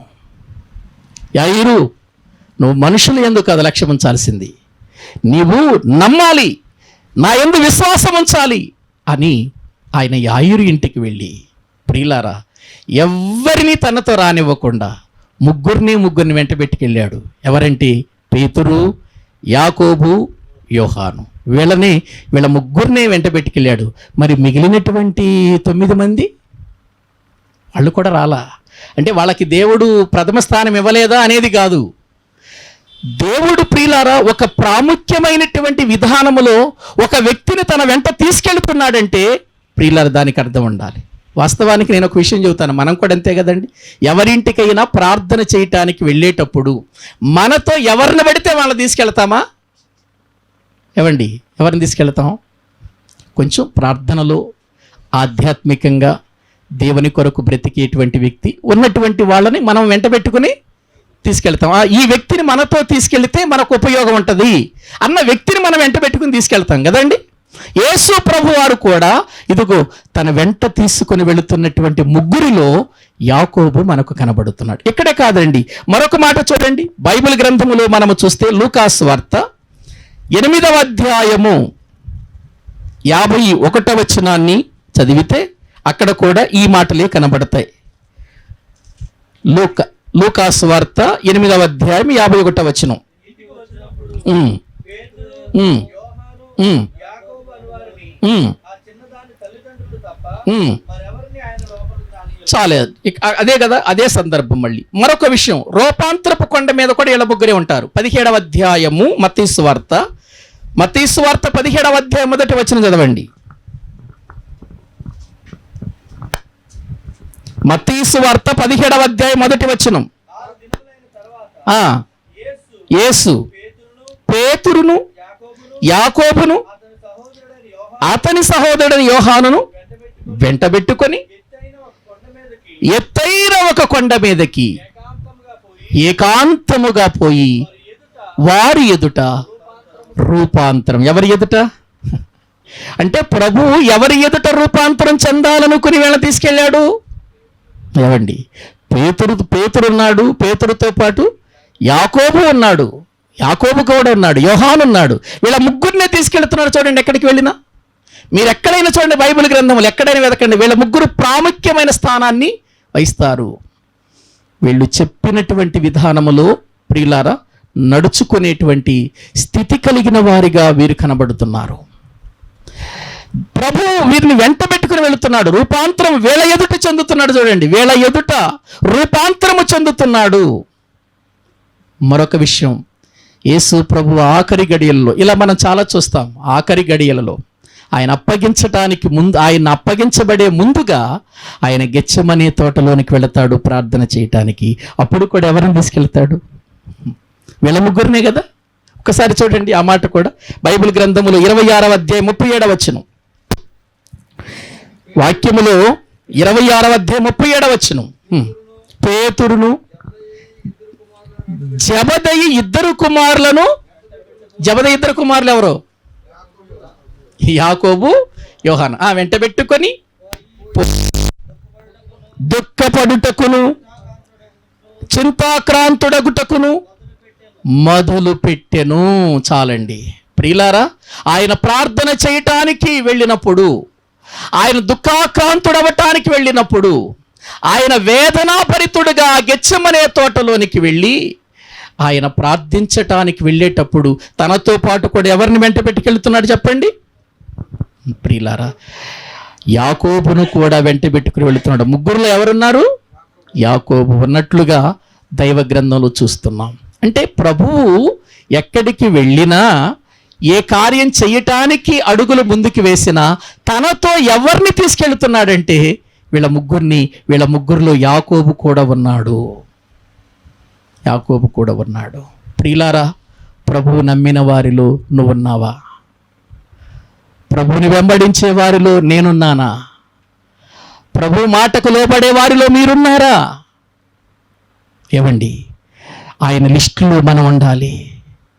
ప్రభు వెంటనే, ప్రభా నీతో ఎవరిని తీసుకెళ్తావయ్యా అనగానే ప్రభు ఏమంటాడు తెలుసా? నా త్రిత్వం ఉన్నారు ఇక్కడ, ట్రినిటీ ఉన్నారు ఇక్కడ. ఎవరు? పేతురు, యాకోబు. కొన్నిసార్లు సంఘాలలో మనం ఎవరినైనా నమ్మకస్తులను తీసుకెళ్ళామనుకోనండి, మిగిలిన వాళ్ళు అంటారు ఎప్పుడు ఆయన్ని తీసుకెళ్తాడు అయ్యగారు, మనం తీసుకెళ్ళడు. ఎందుకు తీసుకెళ్తాం? ఇదిగో ఆ వ్యక్తి నమ్మకంగా ఉన్నట్టు నేను ఎందుకు ఉండకూడదు? ఆ వ్యక్తిలో ఉన్నంత విశ్వాసం నాలో ఎందుకు ఉండకూడదు అని అనుకోరు. ప్రియులారా, గమనించాలి ఇక్కడ. ప్రభు నమ్మిన వారిలో, ప్రభు వెంట వెళ్ళే వారిలో, ప్రభు కార్యాలు చూసే వారిలో నీవు నిలబడాలి అని అంటే నిజంగా వాళ్ళలాగా ప్రభు పిలిచినప్పుడు ఆయన్ని వెంబడించే వారిగా ఉండాలి. ప్రియులారా, ఇవన్నీ చూస్తున్న జబదయి ప్రియులారా అనుకున్నాడు, ఒక రోజున తన యొక్క భార్య పిల్లలతో కూర్చొని, ఇదిగో మన పిల్లలకి ఇంత మంచి స్థానం యేసు ప్రభు ఇస్తున్నాడు కదా, ఇదిగో పరలోకంలో ఉన్నప్పుడు కూడా తండ్రికిడు పార్శ్వమున ఒకడు, ఎడం పార్శ్వమున ఒకడు ఉండేటట్టుగా వెళ్ళి యేసు ప్రభుని అడుగుదాం పదండి అని అందరూ బయలుదేరి వస్తున్నారు. చూడండి ఒకసారి దేవుని వాక్య భాగములు ప్రియులారా మనము చూస్తే మత్తయి సువార్త 20వ అధ్యాయము 20వ వచనం. మత్తయి సువార్త 20వ అధ్యాయము 20వ వచనం నుండి చదవండి. అప్పుడు జబదయి కుమారుల తల్లి తన కుమారులతో ఆయన యొద్దకు వచ్చి, అయ్యా ఇప్పుడు ఎవరు నీళ్లు తాకండి, నీళ్లు ఇవ్వద్దు ఎవరికి, అందుకే ముందు ఇచ్చింది. చదవండి. నమస్కారము చేసి ఒక మనవి చేయబోగా, నీవేమి కోరుచున్నావని ఆయనను అడిగెను. ఆయన అడిగెను. అందుకామె, నీ రాజ్యమందు ఈ నా ఇద్దరు కుమారులలో ఒకడు నీ కుడి వైపునను ఒకడు నీ ఎడమ వైపునను కూర్చుండ సెలవిమ్మని ఆయనతో అనెను. ఏమండి, ఒక్కసారి ఆలోచించండి. ఇక్కడ జబదయి కుమారుల తల్లి అని ఉంది కదా, తండ్రి కూడా వచ్చాడు. చూడండి, మార్కు సువార్త బైబిల్ గ్రంథములు 10:35 చూడండి. మార్కు సువార్త 10:35. జబదయి కుమారులైన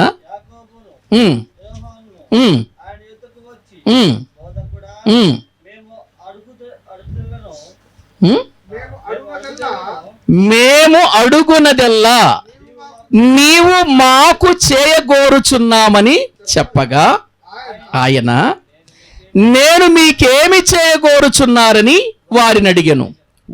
వారు, నీ మహిమయందు నీ కుడివైపున ఒకడును నీ ఎడమ వైపున ఒకడును కూర్చుండునట్లు మాకు దయచేయమని చెప్పిరి. ఎందుకు వచ్చారు మీరు? మీరేం అడుగుతున్నారు? ఏంటి మీ కోరిక ఏంటి? వాళ్ళు ఏమంటున్నారంటే, మేము అడుగుందల్లా ఇచ్చేసేయ్యి అంటున్నారు వాళ్ళు. వీళ్ళేనా? ఇక మిగిలిన వాళ్ళు లేరా? ఏమండి, అడుగునదల్లా ఇచ్చేయమంటే సరే చెప్పండి, ఏం అడుగుతున్నారు చెప్పండి అని అంటే, ఏమీ లేదయ్యా, పరలోక రాజ్యంలో నీ మహిమలో నీ ఎడమ వైపున ఒకళ్ళు నా ఇద్దరు కొడుకులు, నా ఇద్దరు పిల్లలు, నీ ఎడమ వైపున ఒకళ్ళు నీ కుడి వైపున ఒకళ్ళు కూర్చోబెట్టుకోలేక మీరేనా? ఇంకెవరుద్దా? ప్రియులారా, ఆలోచించండి. అప్పుడు ప్రభు ఏమన్నాడు తెలుసా అండి? ప్రభు ఏమన్నాడు? కింద చదవండి. ఆయన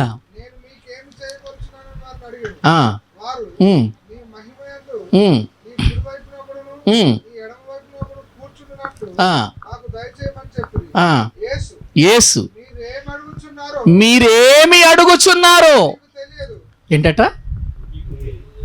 మీరేమి అడుగుచున్నారో. కొన్నిసార్లు మనం కూడా ఏం అడుగుతామో తెలియదు. కొన్నిసార్లు మనం ఏం అడుగుతామో మనకు కూడా తెలియదండి.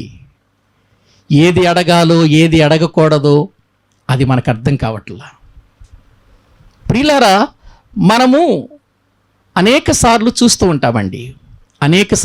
ఉంటాం. ప్రియులారా, ఒక ఆత్మరక్షణ కొరకై మనం ప్రార్థన చేయాలి అని అనుకోండి. ఒక ఆత్మ లేక ఒక కుటుంబం కోసం వాళ్ళు ప్రియులారా ప్రభు సన్నిధికి కొత్తగా నడిపించబడుతున్నారు. వాళ్ళ కుటుంబం కోసం ప్రార్థన చేయాలి అని మనం అనుకున్నప్పుడు భారంతో, బాధ్యతతో, అవసరమైతే ఉపవాసం ఉండి ఆ కుటుంబం కోసమే ఏం చేయాలి? మనం వాళ్ళు రక్షణ పొందినట్లుగా దేవుని మార్గాన్ని విడవకుండా మనము తప్పనిసరిగా ఆ కుటుంబం కోసం ప్రార్థన చేయాలి.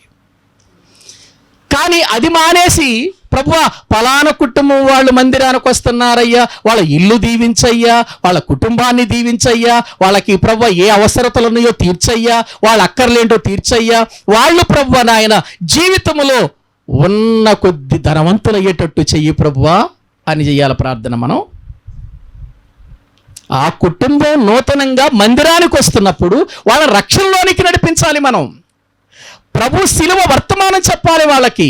క్రీస్తు శిలువ మాటలు చెప్పి, ఆయన శిలువ పునరుత్థానాలు, మరణ పునరుత్థానాలు చెప్పి వారిని ప్రభు దగ్గరికి నడిపించాలి. అంతేగాని క్రొత్తగా వచ్చేటువంటి వాళ్ళకి దేవుడు మీకేం పర్వాలేదు, దేవుడు మిమ్మల్ని దీవించేస్తాడు, మిమ్మల్ని ఆశీర్వదించేస్తాడు. ప్రియులారా, ఇటువంటి మాటలు నేర్పించకూడదు. వాళ్ళకి రక్షణలోనికి వచ్చే విధానం నేర్పించాలి. అందుకే మొదట నా రాజ్యమును నీతిని వెదకుడి, అప్పుడు అవన్నీ అనుగ్రహించబడతాయి. మనం ఏం చేస్తున్నాం? ఉల్టా. మొదట దేవుని రాజ్యాన్ని గురించి, నీతిని గురించి వెదకటం మనకు అలవాటు లేదు, చెప్పేవాళ్ళకు కూడా అలా చెప్పం. మనం ఇదే చెబుతున్నాం. మనం లోక సంబంధమైన విషయాలే మాట్లాడతాం, వాళ్ళతో లోక సంబంధమైన విషయాలే చెబుతాం. ఏమండి, లోక సంబంధమైనటువంటి విషయాలు ఇవ్వటానికి వచ్చాడా యేసు ప్రభు? నీ జీవితాన్ని బట్టి నిన్ను ఎలా ఉంచాలో అది దేవునికి తెలుసు. నీ బ్రతుకును బట్టి దేవుడు నిన్ను ఎలా దీవించాలో ఆయనకి తెలుసు. ముందు ఆయన గురించి అడుగు. అసలు నేను ఒక విషయం చెబుతాను, మనకు అక్కరగా ఉన్నవేవో మనకంటే ముందు ఎవరికి తెలుసా అని తెలుసు. మనకు ఈ వాక్యాలని తెలుసు, అయినా అదే ప్రార్థన చేస్తాం మనం. ఏవండి, మత్తయి సువార్తలు అన్నాడు కదండి, ఒక్కసారి చూడండి బైబిల్ గ్రంథములో. మత్తయి సువార్త 6వ అధ్యాయం అంతా కూడా ప్రియులారా ఈ విషయాలను గురించే మాట్లాడుతూ ఏమన్నాడో ప్రియులారా మాట్లాడుతూ 30వ వచనం నుండి చదవండి. నేడుండి రేపు పొయ్యిలో వేయబడు అడవి గడ్డిని అలంకరించిన ఎడల అల్ప విశ్వాసులారా మీకు మరి నిశ్చయముగా వస్త్రాలు ఇవ్వలేడా ఆయన?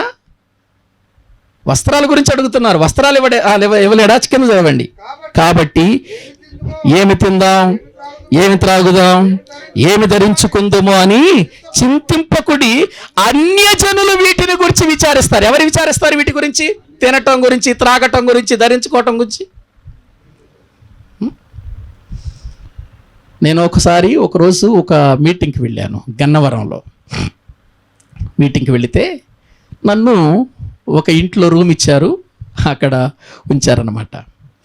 మరి ఆ ఇంటి వాళ్ళకి ఏమో డౌట్ వచ్చిందో ఏంటో నా దగ్గరకు వచ్చారు. అయ్యగారు, నేను మీతో ఒక విషయం చెబుతాను, నాకు బైబిల్ నుంచి నాకు తెలియదు, మీరు చెబుతారని నేను అడుగుతున్నాను.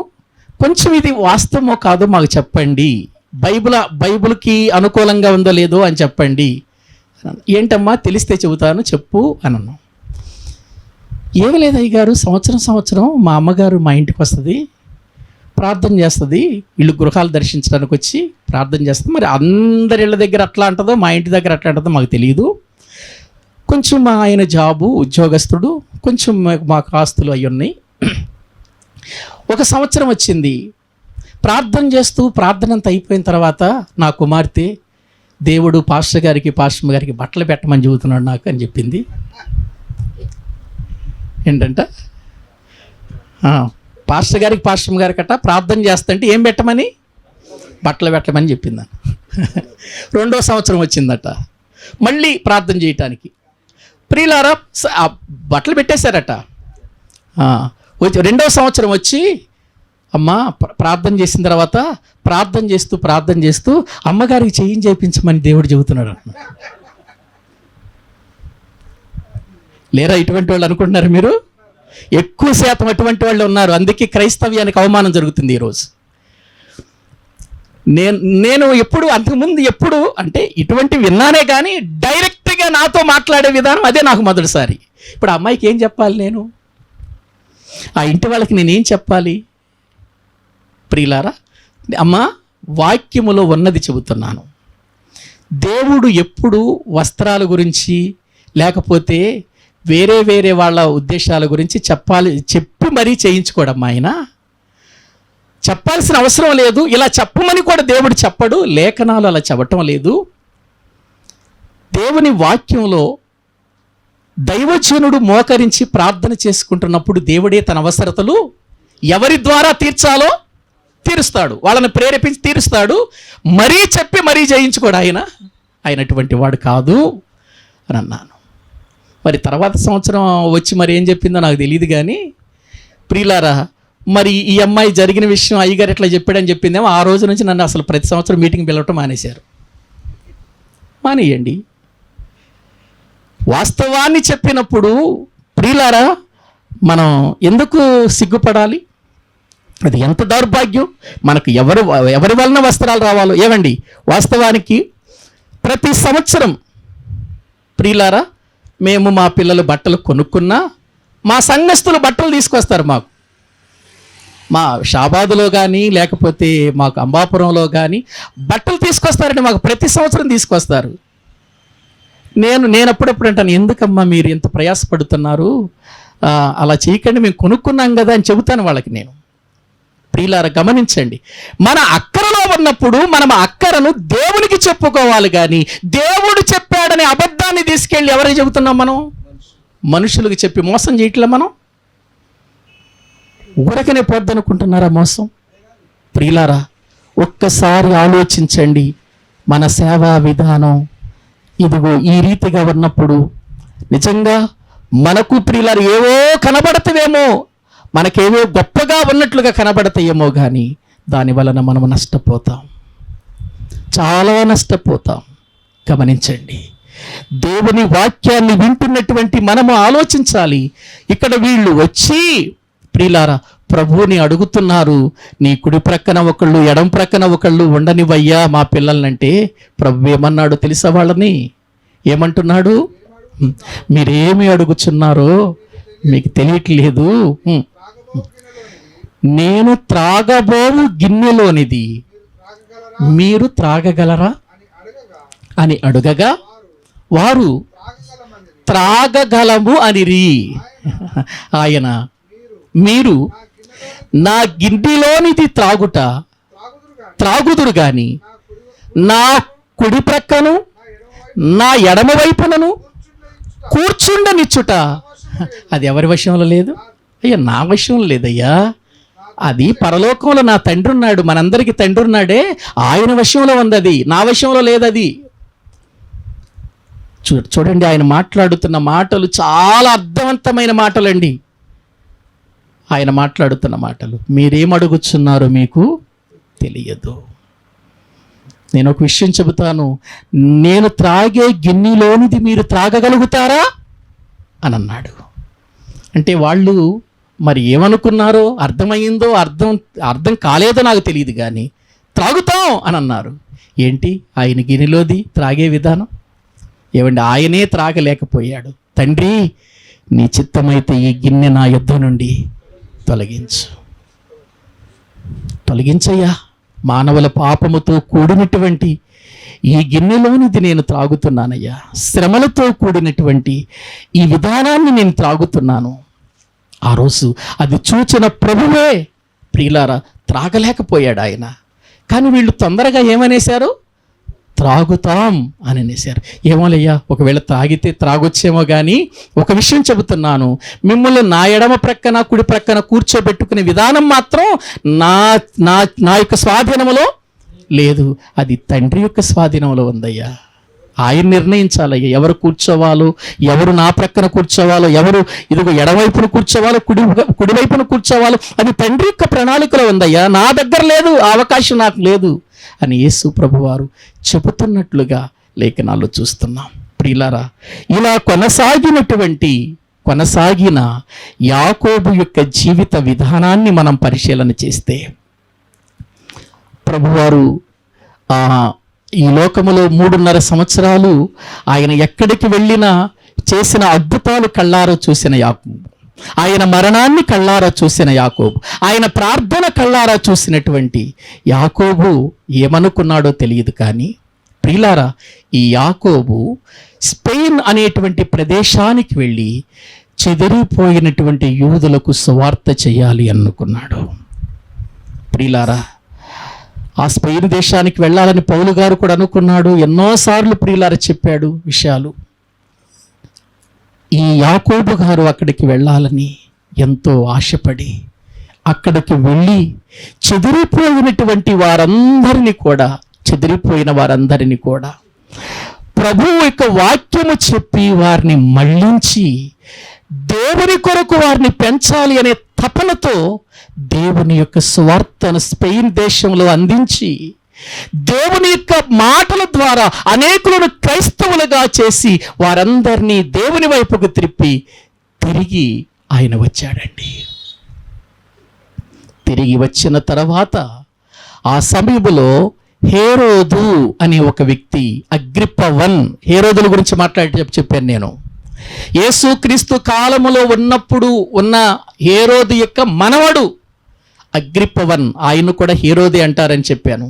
ప్రియులారా, ఆ హేరోదు దేవుని యొక్క పరిచర్య చేస్తున్నటువంటి అనేకులను ఇబ్బందులు పెట్టడం ప్రారంభించాడు, బాధ పెట్టడం ప్రారంభించాడు, పట్టుకొని వాళ్ళని హింసించటం ప్రారంభించాడు. ఆ హింసలో యాకోబును ఖడ్గంతో చంపించి వేశాడు. అపోస్తల కార్యముల గ్రంథం 12వ అధ్యాయం 1వ వచనం చదవండి. దాదాపు అదే కాలమున రాజైన హేరోదు సంఘపు వారిలో కొందరిని బాధ పెట్టుటకు బలత్కారముగా పట్టుకొని యోహాను సహోదరుడైన యాకోబును ఖడ్గముతో చంపించెను. ప్రియులారా, ఎందుకు యాకోబు మరణాన్ని గూర్చి దేవుడు వ్రాయించాలని కోరుకున్నాడు? నేను ఒక విషయం చెప్పనా? హేరోదు ఎప్పుడైతే దేవుని కొరకు, ప్రియులారా, దేవుని ప్రజలను దేవునిలో స్థిరపరుస్తూ బానిసలుగా ఉన్న వారికి వాక్యం చెప్పి నిలబెడుతున్నటువంటి యాకోబును ఖడ్గంతో చంపించాలనుకున్నాడు. అలాగే చంపించేశాడు. యేసు ప్రభు శిష్యుడైన యాకోబు, అపోస్తుడైనటువంటి యాకోబు హేరోదు యొక్క ఖడ్గానికి బలైపోవటం జరిగింది. ఒక సంగతి చెబుతాను. యేసు ప్రభు శిష్యులలో మొట్టమొదటిగా హతసాక్షి అయిన వాడు యాకోబే. హతసాక్షి అయిన వాడు ఈ యాకోబు. ఖడ్గముతో చంపబడినటువంటి వాడు ప్రియులారా యాకోబుగా మనము చూస్తూ ఉంటున్నాం. నిజంగా ఇతడేమో, యాకోబేమో మొట్టమొదటిగా ప్రభు కోసం తన ప్రాణాలు అర్పించటానికి సిద్ధపడి జీవితాన్ని దేవుని కొరకు అప్పగించి వేసినవాడు. ప్రియులారా, సుఖాన్ని వదిలిపెట్టుకున్నాడు. జీతగాళ్ళు ఉన్నటువంటి ఆ సంతోషకరమైన ఇంటిని విడిచిపెట్టుకున్నాడు. పనివారితో చేయించుకోగలిగిన స్తోమత కలిగిన ఆ స్థానాన్ని విడిచిపెట్టుకున్నాడు. ఎందుక? చావటానికా? అవును. దైవజనులుగా చావటానికే రావాలి మనం దేవుని కొరకు. సుఖం అనుభవించటానికి కాదు దేవుని దగ్గరకు వచ్చేది. శ్రమలు అనుభవించాలి, కష్టాలు అనుభవించాలి, నిందలు అనుభవించాలి, అవమానాలు అనుభవించాలి. ఒక నమ్మకమైన దేవుని సేవకునికి శ్రమలు విస్తరిస్తాయి. సద్భక్తితో బ్రతకనుద్దేశించు వానికి ప్రియులారా అనేక శ్రమలు వస్తాయి అని బైబిల్ చెబుతుంది. ఆలోచించండి. దైవజనుడంటే, దేవుని వాక్యం చెప్పేవాడంటే, దేవునికి సమర్పణ చేయబడిన వాడంటే, దేవుని కోసం ప్రియులారా వాక్యాన్ని ప్రకటించేవాడంటే, ఆత్మలను సంపాదించేవాడంటే సుఖంగా హాయిగా నిద్రపోయేవాడు కాదండి. తన ప్రాణాలు సైతం లెక్క చేయకుండా దేవుని కోసం ప్రయాసపడేవాడు. చావుకైనా భయపడకుండా తలంటే తల, కాళ్ళంటే కాళ్ళు, చేతులంటే చేతులు, దేహమంతా కూడా అప్పగించేవాడేనండి నిజమైన దైవజనుడు. ప్రియులారా, దేవుని కొరకు ఏం శ్రమ పడుతున్నాం మనం? దేవుని కొరకు ఏమి నిందలు అనుభవిస్తున్నాం? దేవుని కొరకు ఎటువంటి బాధ అనుభవిస్తున్నాం? చెప్పండి ప్రియులారా. దేవుని యొక్క సన్నిధిలో శ్రమలు వస్తున్నాయని భయపడాల్సిన అవసరం లేదు. మనం బాధలు వస్తున్నాయని భయపడవలసిన అవసరం లేదు. కష్టాలు వస్తున్నాయని భయపడవలసిన అవసరం లేదు. ప్రియులారా, గత వారం రోజుల క్రితం మా పాస్టమ్మ గారు బీపీ డౌన్ అయ్యి బాత్రూములో పడిపోయి చెయ్యి విరిగిపోయింది. మీటింగులు, తిప్పనగుంటలో మీటింగులు అయిపోయిన తర్వాత దేవరకోటలో మీటింగులు. డాక్టర్ దగ్గరికి తీసుకువెళ్ళాం. లోపల విరిగిపోయిందండి, సర్జరీ చేయాలండి అన్నారు. ప్రియులారా, తీసుకెళ్ళాం, హాస్పిటల్లో జాయిన్ చేశాం. ప్రార్థన చేసుకున్నాను, ప్రభువా సాయంత్రం తిప్పనగుంట వెళ్ళాలి, తెల్లవారితే ప్రభువా మళ్ళీ దేవరకోట వెళ్ళాలి, త్వరగా ఆపరేషన్ చేసినట్టు చేయి ప్రభువా, తొందరగా, మళ్ళీ నేను ఇక్కడ ఉండకూడదు ప్రార్థించుకున్నాను మనసులో. ఆ రోజు ప్రియులారా శుక్రవారం, అదే రోజు మా పాస్టమ్మ గారు పుట్టినరోజు. ఆనందపడాలని పాపం కొత్త శారీ కొనుక్కుంది. ఏవండి, నేనే కొన్ని ప్రజెంటేషన్ ఇచ్చాను, తీసుకొచ్చి కట్టుకోమ్మ రేపు పుట్టినరోజు వస్తుందని సిద్ధపడుతున్నాం. ప్రియులారా, అదే రోజు ఆపరేషన్ జరిగింది. లోపలికి తీసుకెళ్ళారు, ఆపరేషన్ చేశారు, ఐసీలోకి తీసుకెళ్ళిపోయారు. నాకు టైం అయిపోతుంది, ఎక్కడ ఆమె ఏమవుతుందో నాకు తర్వాత సంగతి, ముందు దేవరకోట వెళ్ళిపోవాలి అక్కడ మీటింగ్కి. ప్రియులారా వెళ్ళిపోయాను. ఆ రాత్రి ప్రియులారా అక్కడ వాక్యం చెప్పాను. తిరిగి వచ్చేసరికి హాస్పిటల్లో పెద్ద రాడ్లు, ఇక్కడ 2 ఇక్కడ 2 వేసి మొత్తం ప్రియుల రాడ్లతో ఉంది. ప్రార్థన చేశాను. రాత్రి డిశ్చార్జ్ చేశారు. మళ్ళీ ఈరోజు ఇక్కడికి రావాలి ప్రభువా, మంగళవారం మళ్ళీ బంజర వెళ్ళాలి కదా, అక్కడ వాక్యం చెప్పాలి కదా, మరి ఈమె హాస్పిటల్లో ఉంటే ప్రతి విషయానికి మళ్ళీ నేను సంతకం పెట్టాలి కదా. ప్రియులారా, చెప్పనా, 90,000 అయినాయండి ఖర్చు. దేవుని మహాకృపను బట్టి, దేవుడిచ్చిన యోగ్యతను బట్టి ప్రియులారా రాత్రి ఇంటికి తీసుకొచ్చాం. ప్రియులారా, నాన్నగారు అమ్మగారు ప్రార్థన చేశారు, ఉదయాన్న విడిచిపెట్టి వచ్చేసామండి. ఎందుకు ఉండకూడదు అక్కడ? నేను దేవుని పరిచర్యలు శ్రమలు వస్తాయి, కష్టాలు వస్తాయి, అవసరమైతే చావైనా వస్తుంది. ప్రతి దానికి సిద్ధపడిన వాడే నిజమైన దైవజనుడు. అయ్యా, యెరూషలేము వెళ్ళొద్దయ్యా, యెరూషలేములో శ్రమలు కాచుకున్నాయని చెబుతున్నావు కదా అని పౌలు గారి మెడ మీద పడి ఏడ్చారు. ప్రజా, నా ప్రభు కోసం నా ప్రాణాలు అర్పించటానికైనా నేను రెడీగా ఉన్నానని వెళ్ళిపోయాడు. ప్రియులారా, ఆ తర్వాత ఆయన్ని చంపిన విధానం మనకు తెలుసు. కాబట్టి ప్రియులారా, నేను ఒక విషయాన్ని చెబుతున్నాను. సేవా విధానంలో అపోస్తలులను చూస్తేనే మనకు ధైర్యం కలుగుతుందండి. వాళ్ళు చేసిన విధానం మనం చూసాం. ఒక పేతురును చూసాం. పేతురు ప్రియులారా తన జీవితంలో తల్లక్రిందులుగా సిలువేయండి అని అన్నాడు. ఆంద్రేయను చూసాం. ఆంద్రేయ ఏమన్నాడు? ఎక్సాకారములో, ఇంటో గుర్తాకారములో నన్ను సిలువేయండి అని అన్నాడు. ప్రియులారా, యాకోబు జీవితాన్ని చూస్తే తలకాయ పెట్టి నరికేసేయండి నన్ను ప్రభు కోసం. తల వంచాడు, మరణానికి తల వంచాడు, చావుకు తల వంచాడు. ప్రాణం పోయినా ప్రియులారా తన జీవితంలో ఆఖరి వరకు, చివరి వరకు దేవుని సువార్తలోని హతసాక్షిగా మారిపోయాడు. ఈనాడు మనం ఎలా ఉన్నాం? మన సేవ ఎలా ఉంది? దైవజనులుగా చిన్న చిన్న శ్రమలకే కృంగిపోతున్నామా? చిన్న చిన్న బాధలకే కృంగిపోతున్నామా? ప్రాణాలు అర్పించినటువంటి భక్తులను జ్ఞాపకం చేసుకోండి. జీవితాలను అప్పగించిన భక్తులను జ్ఞాపకం చేసుకోనండి. దేహాలను లెక్క చేయకుండా వారి ప్రాణాత్మలను తండ్రికి అప్పగించిన భక్తులను జ్ఞాపకం చేసుకోనండి. అటువంటి నిజమైన సేవ చేద్దాం. అటువంటి ప్రియులారా ఒరిజినాలిటీ కలిగినటువంటి పరిచర్యలో మనం ముందుకు వెళదాం. దైవ సేవ అనేది కష్టంతో కూడిన ఇష్టంగా చేద్దాం. ప్రియులార నష్టమైనా సంతోషంగా చేద్దాం. ప్రియులార చావైనా నిత్య జీవానికి వెళ్ళటానికి అర్హత కలిగిన వారిగా చేద్దాం. అటువంటి ఉన్నతమైన కృప దేవుడు మనందరికీ దయచేయుగాక. తలలు వంచండి. ప్రభు సన్నిధిలో ఈ మాటలు దేవుడు దీవించునుగాక. అందరూ కూడా తలలు వంచండి. ప్రభు సన్నిధానములో మనం ప్రార్థన చేసుకుందాం. దైవజనుడా, దేవుని బిడ్డ, మనం ఎలా ఉన్నాం? అపోస్తుల యొక్క విధానము చూడండి, అపోస్తుల బాట చూడండి, ఆ భక్తుల సేవా విధానాన్ని మీరు చూడండి. ప్రియులారా, ఒక సేవ చేస్తుంటే కాపాడబడవలసినటువంటి యాకోబు ఎందుకు ప్రియులారా హతసాక్షిగా మారిపోయాడు? ఎందుకు ఖడ్గానికి అప్పగించబడ్డాడు? యాకోబు ఖడ్గానికి అప్పగించబడాలనేది దేవుని ఉద్దేశం. ప్రియులారా, చిత్తగించాడు, ఒప్పుకున్నాడు, జీవితాన్ని అప్పగించేశాడు దేవునికి. ఒకనాడు నేను త్రాగే గిన్నెలోనిది నువ్వు త్రాగుతావా అంటే త్రాగుతాను అన్నాడు. ఈ రోజున రుజువు చేసి చూపించాడు. త్రాగాడు, మరణానికి అప్పగించుకున్నాడు.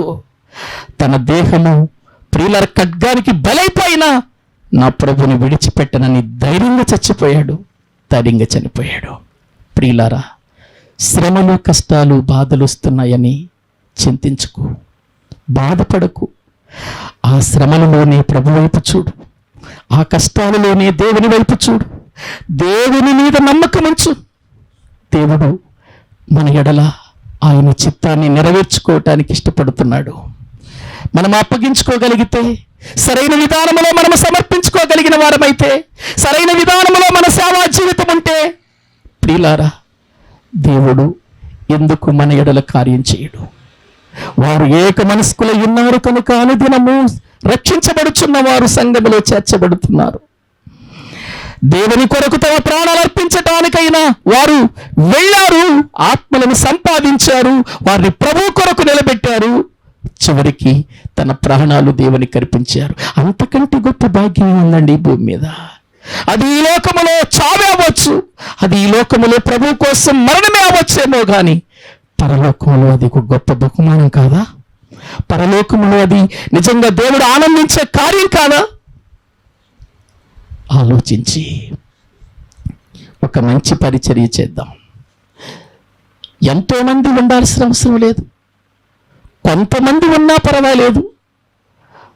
దేవుని కొరకు బ్రతికేవాళ్ళు, దేవుని కొరకు చనిపోయేవాళ్ళు, దేవుని కొరకు హతసాక్షులు అయ్యేవాళ్ళు కావాలి. ఈ రోజుల్లో కావాలి. దేవుడు నిన్నెందుకు నియమించాడో, నన్నెందుకు నియమించాడో ఆ నియమానికి ఒప్పుకోవాలి మనం. ఆ నియమానికి ఒప్పుకోవాలి మనం. ప్రభువా, నేను ఖడ్గంతో చనిపోవాలని నిర్ణయించావా? ధైర్యంగా చనిపోతానయ్యా, ఒప్పుకో. ప్రభువా, ఒకవేళ నీ కొరకు దెబ్బలు తినాలి అని అనుకున్నావా? అయితే నేను దెబ్బలు తినడానికి రెడీ, నా దేహాన్ని అప్పగిస్తున్నాను, ఒప్పుకోవాలి. ప్రభువా, జీవితములో ప్రతిదినము ఏడవాలని నన్ను నిర్ణయించావా? ఏడుస్తూ నీ కొరకు బ్రతుకుతానయ్యా, ఒప్పుకో.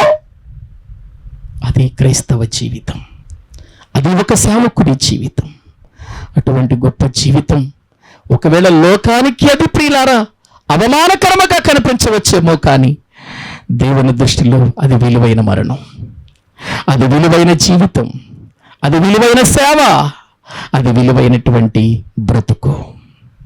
ఆ విధమైన స్థితిలో జీవించటానికి మనలను మనము దేవునికి అప్పగించుకుందాం, ప్రార్థన చేసుకుందాం. పరిశుద్ధుడైన మా ప్రియ పరలోకపు తండ్రి, మీ ఘనమైన శ్రేష్టమైన నామానికి వందనాలు చెల్లిస్తూ ఉన్నాం. నీ మహాప్రేమను బట్టి, నీ ఉన్నతమైన కృపను బట్టి ఈ రోజున ఈ బంజరలో నీ సేవకులుగా మేమందరము కూడి అపోస్తలుల యొక్క పరిచర్య విధానాన్ని గురించి మాట్లాడుకునే అవకాశం మీరు మాకు కలిగించారు. అందుకై వందనాలు తండ్రి. ఇప్పటి వరకు పేతురు పరిచర్య విధానం, అతని మరణం, ఆంద్రేయ పరిచర్య విధానం, అతని మరణం, యాకోబు గారి యొక్క పరిచర్య, అతని మరణం ఎలాగున్నాయో మీ వాక్యములు చూశాము తండ్రి. నీ పరిచర్యలో ఉన్న మా జీవితాలలో మా మరణం ఎలా జరుగుతుందో మాకు తెలియదు, కానీ ఆఖరి వరకు కూడా నీ పరిచర్యలో ఉండి మేము మరణించి నీ చిత్తాన్ని నెరవేర్చి నీ దగ్గరకు చేరుకోగలిగిన వారిగా మీరు మమ్మల్ని చేయండి. GNPM ద్వారా జరుగుతున్న ఈ పరిచర్య నానాటికి విస్తరించినట్లుగా, దీవించబడినట్లుగా నీ బలమైన కార్యాలు చేయండి. ఎన్నో శ్రమలు, ఎన్నో నిందలు, ఎన్నో అవమానాలు, ఎన్నో కష్టాలు, ఎన్నో ఆర్థిక సంబంధమైన పరిస్థితులు మమ్మల్ని వెంటాడొచ్చు, కానీ వాటిని బట్టి మా సమర్పణ దూరం కావద్దయ్యా, మా విశ్వాసన దూరం కావద్దు నాయన. మీ సన్నిధిలో నీకిష్టమైన సేవ కష్టమైన చేయటానికి మమ్మలను సిద్ధపరచండి. మీ చేతులకు మమ్మల్ని మేము అప్పగించుకుంటూ యేసుక్రీస్తు ప్రభువు పేరిట ప్రార్థించి స్తుతించి వేడుకుంటున్నాము తండ్రి, ఆమేన్. మన తండ్రి అయిన దేవుని ప్రేమ, ఆయన కుమారుడైన యేసుక్రీస్తు వారి కృప, పరిశుద్ధాత్మ నిత్య సహాయము సన్నిధి ఇక్కడ కూడిన మనకును సకల పరిశుద్ధులకును సదాకాలము తోడయుండి నడిపించునుగాక, ఆమేన్. అందరికీ వందనాలండి.